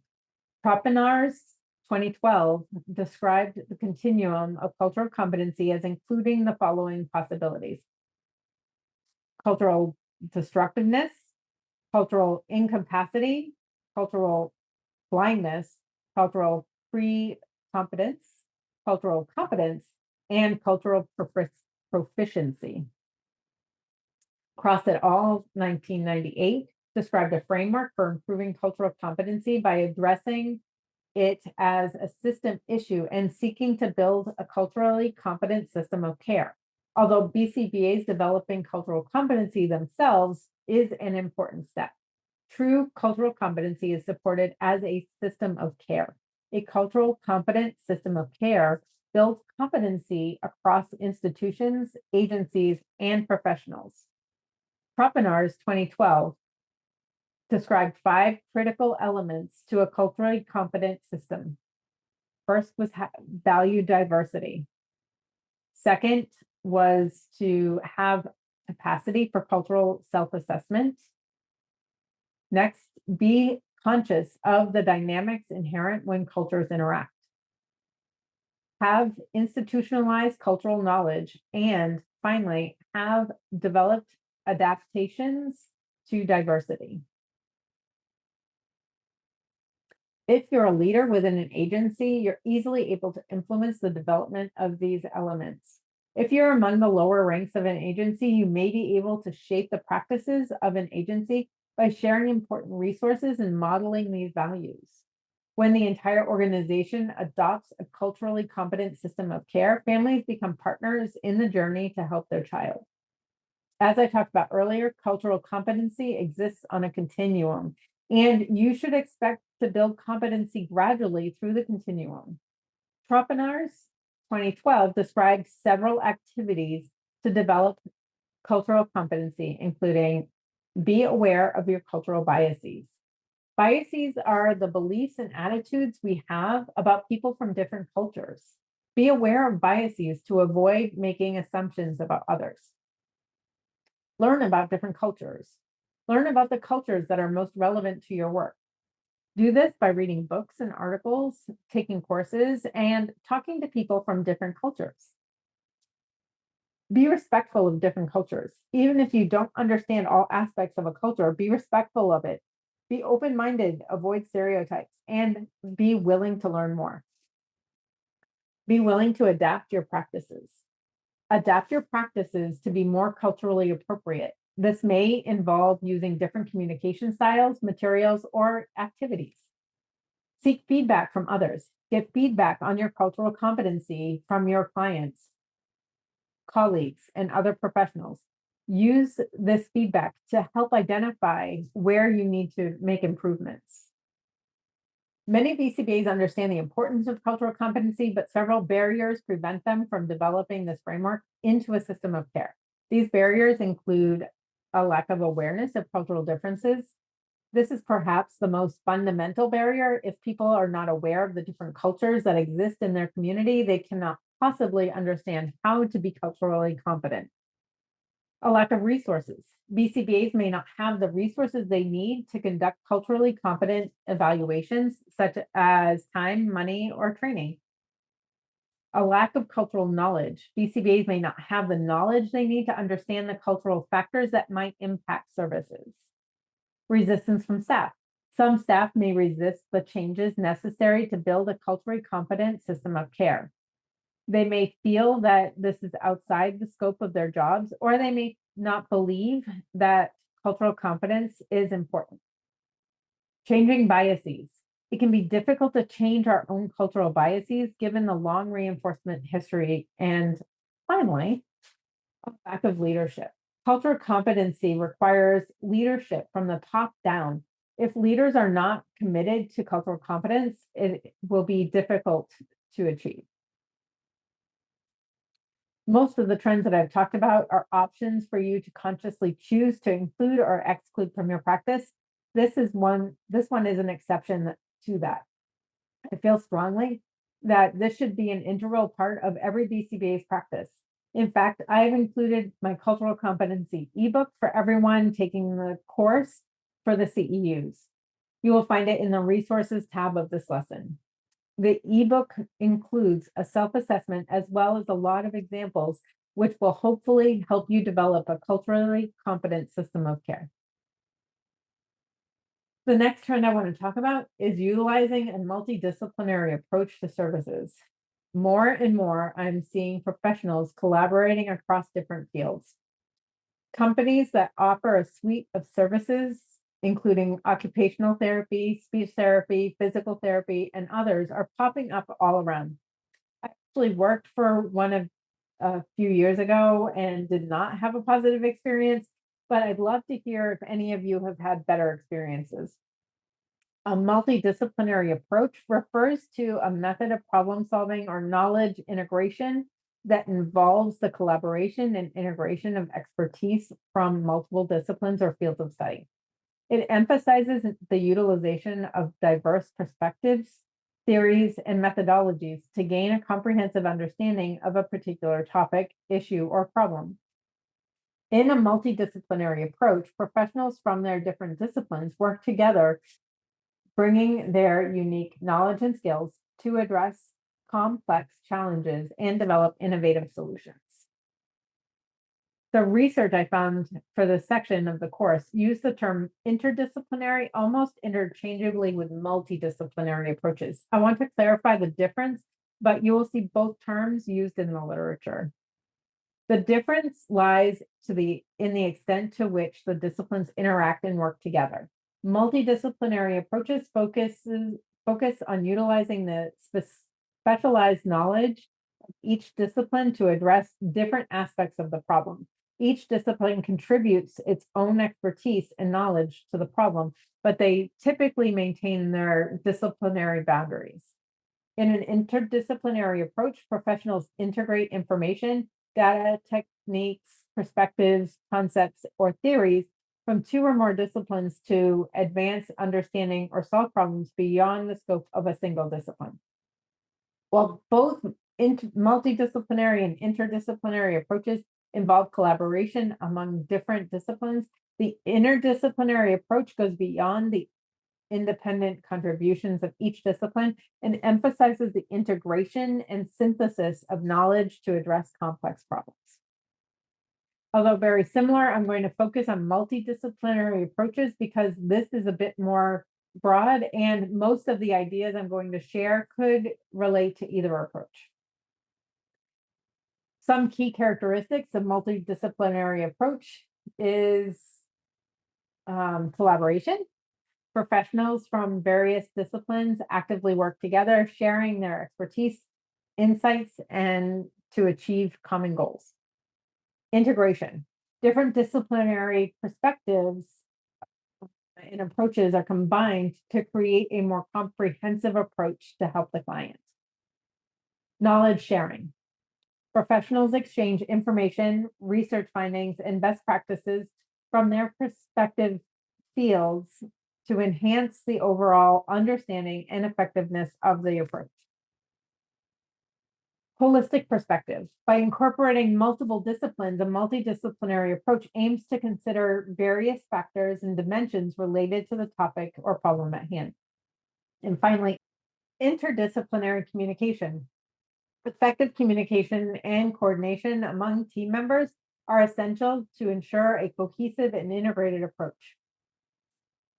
There are a lot of benefits to adopting a multidisciplinary approach. Some of these include improved client outcomes.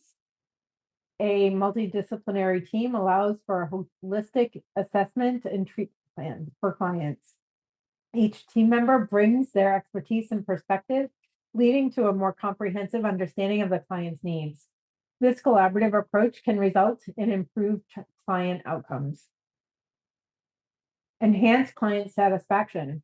Clients benefit from receiving care from a team of professionals who work together to address their various needs. This approach ensures that all aspects of their health are considered, leading to increased client satisfaction. Increase access to expertise and resources. Multidisciplinary teams bring together professionals from different disciplines, each with their own specialized knowledge and skills. This diversity of expertise allows for a broader range of treatment options and access to a wider range of resources. Streamlined and coordinated care. Collaboration among team members facilitates better coordination and communication, leading to more efficient and streamlined care. This can reduce duplication of services, prevent errors, and save time and resources. Enhance problem solving and innovation. The collaboration and exchange of ideas among professionals from different disciplines can lead to innovative approaches and problem solving. Different perspectives can contribute to finding creative solutions to complex challenges.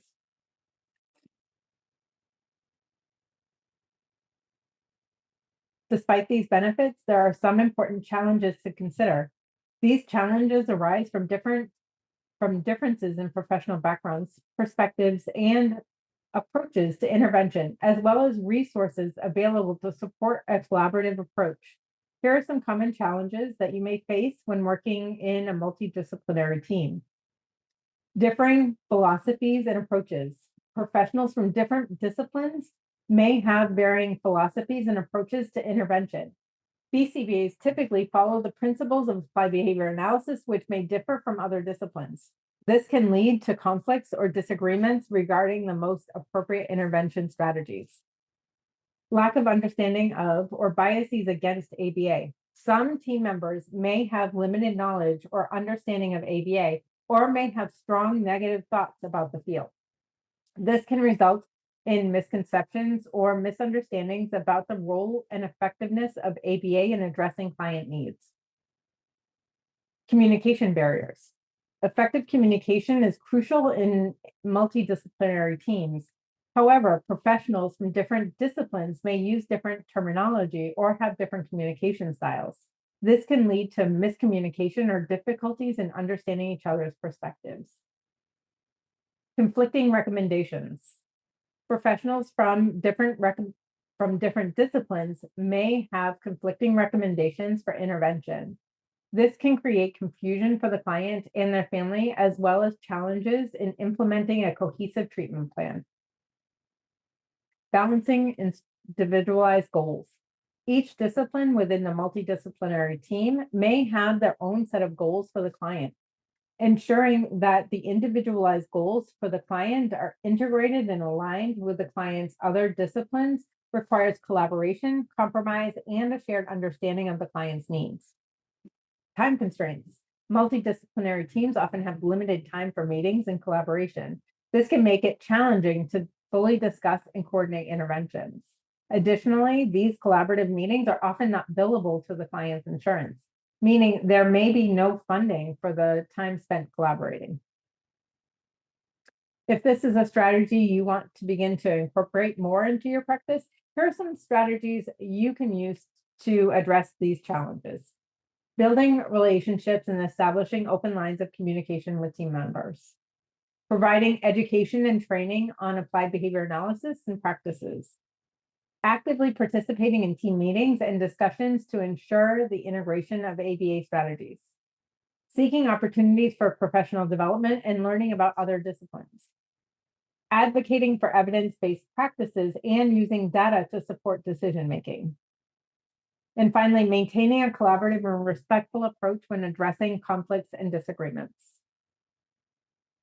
Broadhead 2015 offered some useful tools, including a decision tree to help you decide how to respond when team members recommend non-behavioral treatments when within a multidisciplinary environment. The model focuses on ensuring client safety, weighing the impacts of the potential treatment on the client, and maintaining a collaborative relationship with the team. The other tool he provided is a checklist for analyzing proposed treatments. He includes 20 statements across 7 discrete categories that can be rated as a high, medium, or low probability of accuracy. These statements include things like treatment addresses the function of behavior. Treatment will result in acquisition of functional skills, and data will be collected. These tools provide a concrete system that can help you navigate the sometimes tricky waters of a multidisciplinary approach. You can find the article in the references tab of this lesson if you're watching this for CEUs. Next up is a trend that I have mixed feelings about, so I'd be interested to hear your thoughts about it. This trend is parent-led ABA. By this, I'm referring to a trend where the parent is actually serving as the direct therapist or RBT. It's something I first saw on social media not too long ago.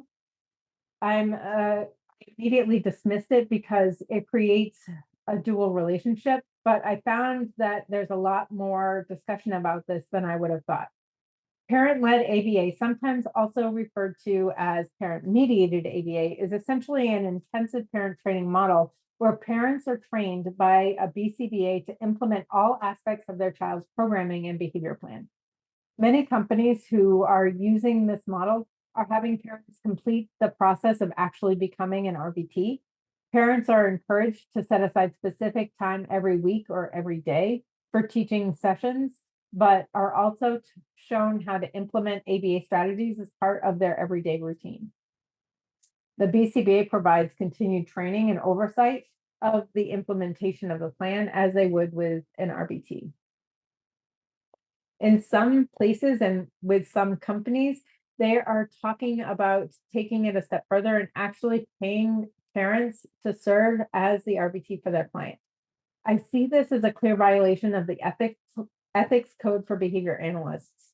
Ethics code 1.11 discusses multiple relationships. This is something we know to avoid, so I'm a bit surprised that this is a trend that's coming up. Florida is a company currently using this model. They train parents by having them complete 50 hours of online training to become an RBT. Then they hire the parents to work with their child. BCBAs provide ongoing supervision and case support. I have my own thoughts about this, but I'd love to hear your thoughts about this in the comments. That being said, we have all heard about the long wait list for ABA services. One study in Michigan received a response from 48 parents. 75% of those parents reported having to wait to access services. The wait time was an average of 5.5 months. Personally, I know families who have waited up to 2.5 years for services. To make matters worse, according to Behavioral Health Business, the turnover rate in the industry is between 45 to 75%.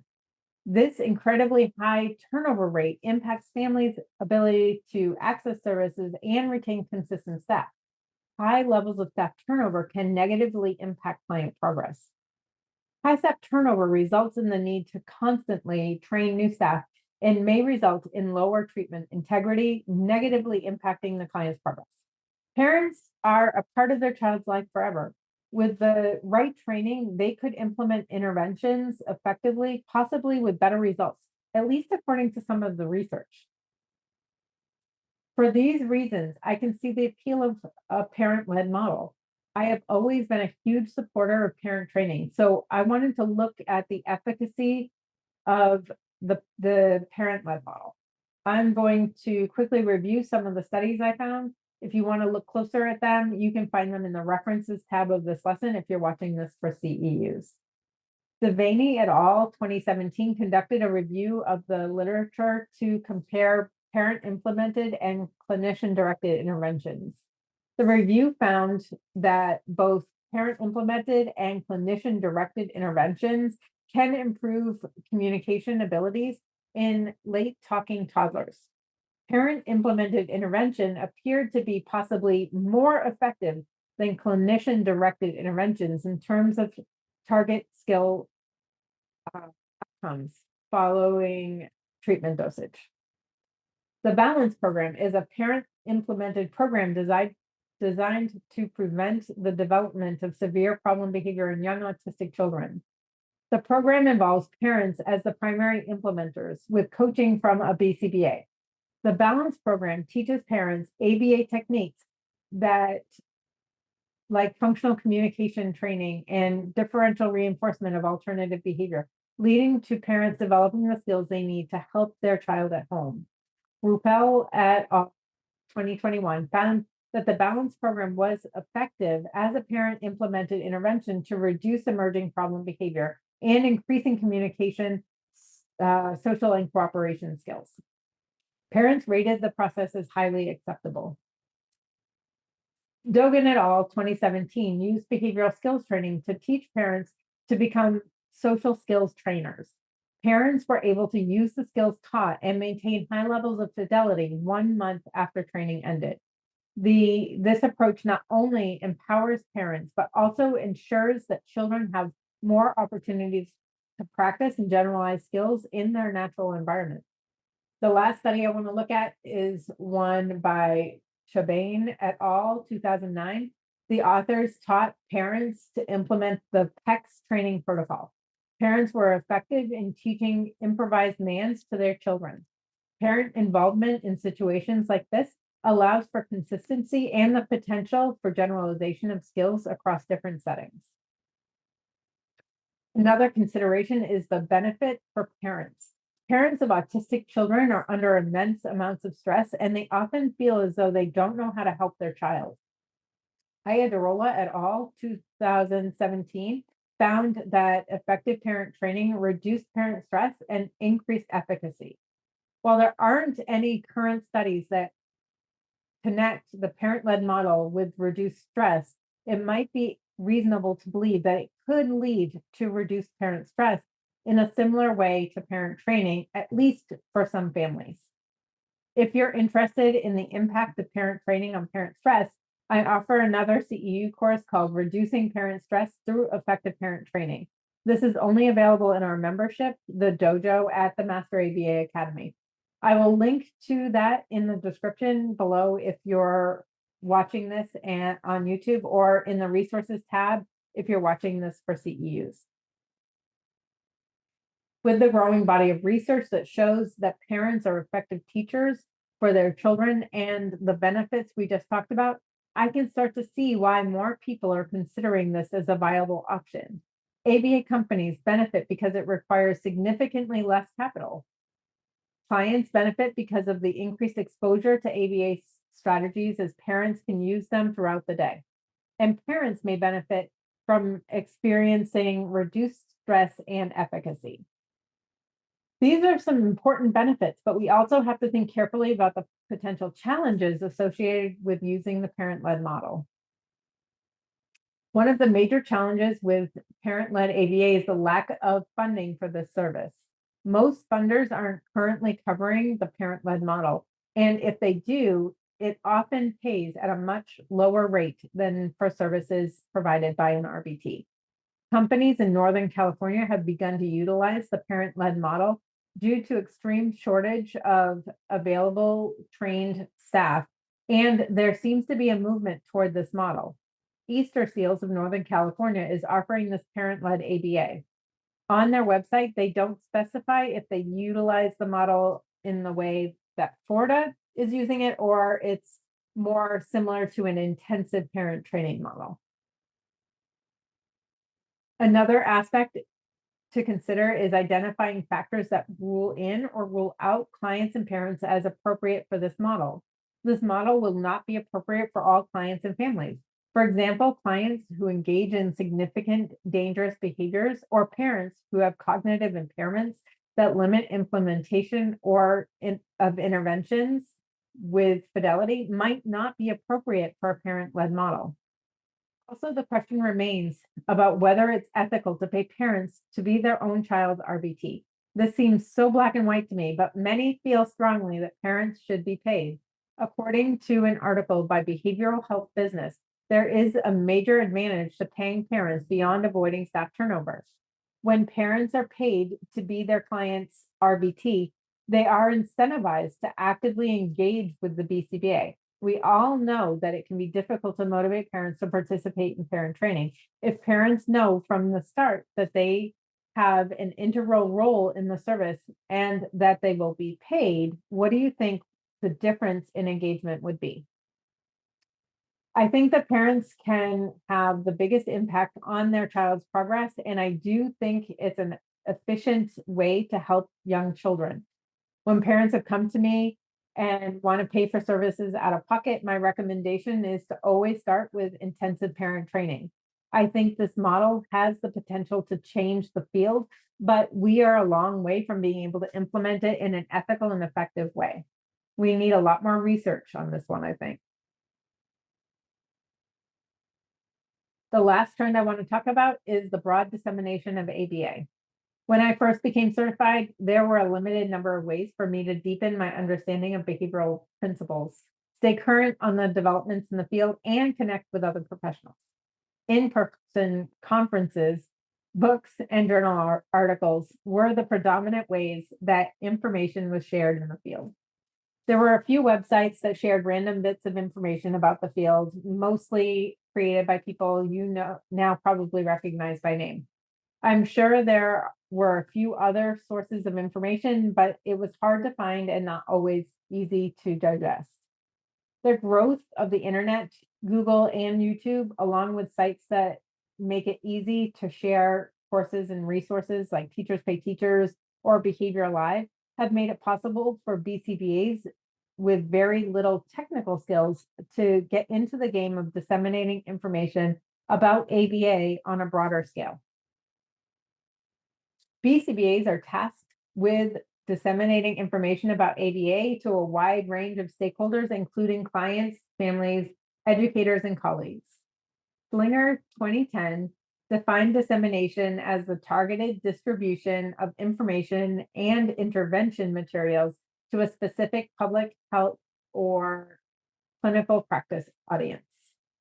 Dietrich, 2017, used a functional definition that stated that dissemination only occurs once the practice being disseminated is actually adopted. Whichever definition you choose, dissemination helps bridge the gap between the research and practice. It allows for the sharing of ideas between professionals and to the community at large. According to Kelly et al., 2019, the adoption of new scientific discovery is often slow. The authors state that it takes an average of 17 years for a new discovery, such as a medical or technological breakthrough, to widely be adopted by the public. That's a huge gap between the knowledge being available and the public having access to it. The rapid dissemination of new developments in ABA by BCBAs is critical to promoting evidence-based practices, enhancing the quality of interventions, and ensuring that the principles of ABA are applied effectively across various sessions. We can't wait 17 years to start using the discoveries of our researchers. We need to act much faster than that. It's now easier than ever before for a greater number of BCBAs to broadly share information. There are many ways that BCBAs disseminate information about ABA, including both formal and informal methods. Some of these paths include supervision, publication, presentations, community outreach, continuing education opportunities, shared resources, and consultation and mentorship. One of the primary ways BCBAs disseminate information about ABA is through supervision and training of BCBA candidates and direct line staff. This model not only develops the skills required for delivering effective ABA services, but also ensures quality training and ongoing professional development within the field. The emphasis on high standards of supervision reflects the commitment of BCBAs to uphold high standards of practice and ensuring that those entering the field are well prepared to apply ABA principles ethically and effectively. This is probably the most common form of dissemination that BCBAs practice. I would expect that most of you have experience providing supervision or will at some point in your career. It also has one of the greatest impacts on our field. When providing supervision, you will not only influence the current practices of your supervisees, but you will also have an impact on anyone they may supervise or disseminate information to in the future. This is both a huge opportunity and a huge responsibility.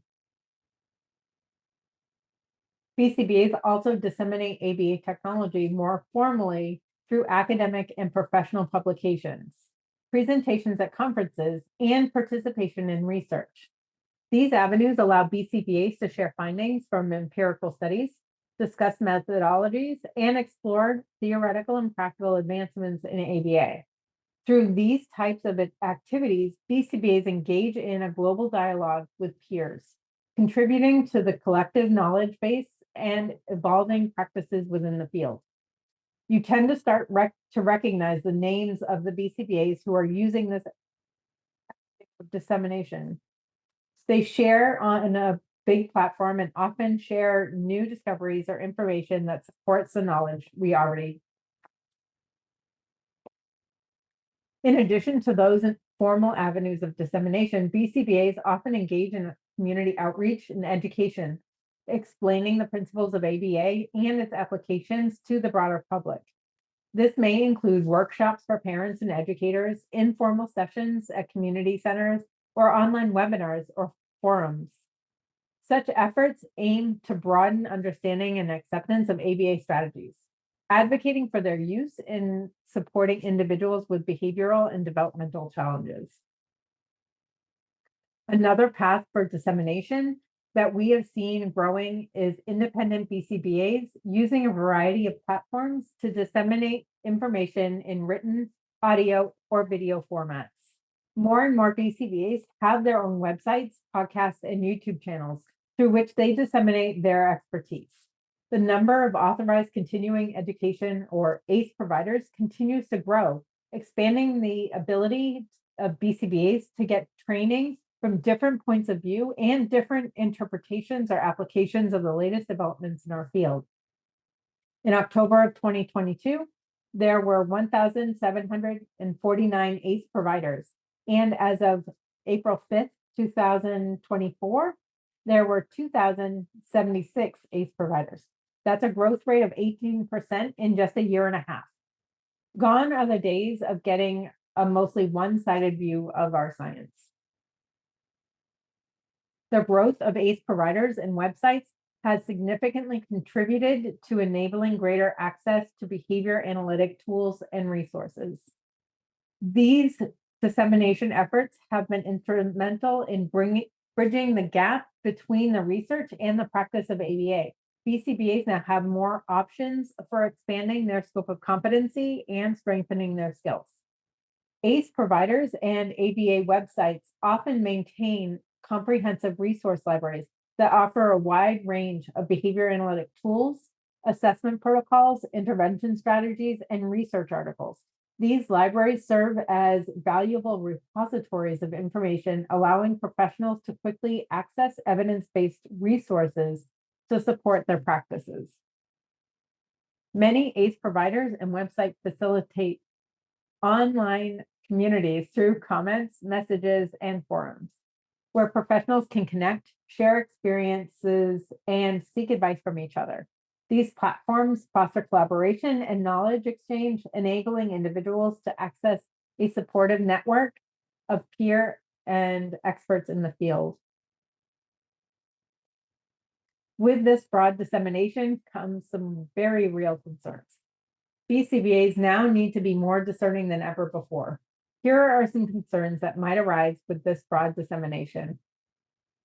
A lack of consistency. With a large number of BCBAs disseminating information, there is a risk of inconsistent messaging. Each BCBA may have their own interpretation of understanding of certain concepts, leading to conflicting information being shared, causing confusion, especially for new BCBAs. Misinterpretation of research. BCBAs disseminating information may not always accurately interpret or communicate research findings. This can result in the spread of misinformation or misrepresentation of scientific evidence, which can be detrimental to the field. Use of technical jargon. Behavior analysis has its own technical terminology, which may not be easily understood by the general public or individuals outside the field. When BCBAs use technical jargon without providing clear explanations or using layman's terms, it can hinder effective communication and understanding. In fact, Critchfield et al. 2017 found that people outside the field of ABA may experience strong negative emotional responses to ABA jargon, especially some commonly used words such as extinction, discrimination, and punishment. Lack of contextual understanding. BCBAs disseminating information may not always consider the specific context or audience they are addressing. This can lead to information being shared in a way that is not relevant or meaningful to the intended recipients, resulting in a lack of engagement or understanding. Ethical considerations. BCBAs have a responsibility to ensure that information they disseminate is accurate, evidence-based, and aligns with ethical guidelines.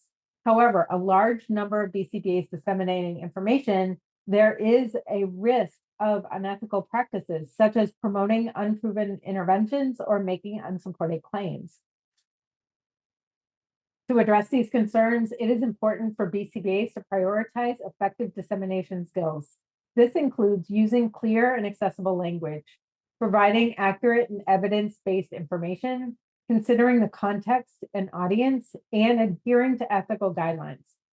Additionally, ongoing professional development and training can help BCBAs improve their dissemination skills and stay updated with the latest research and best practices.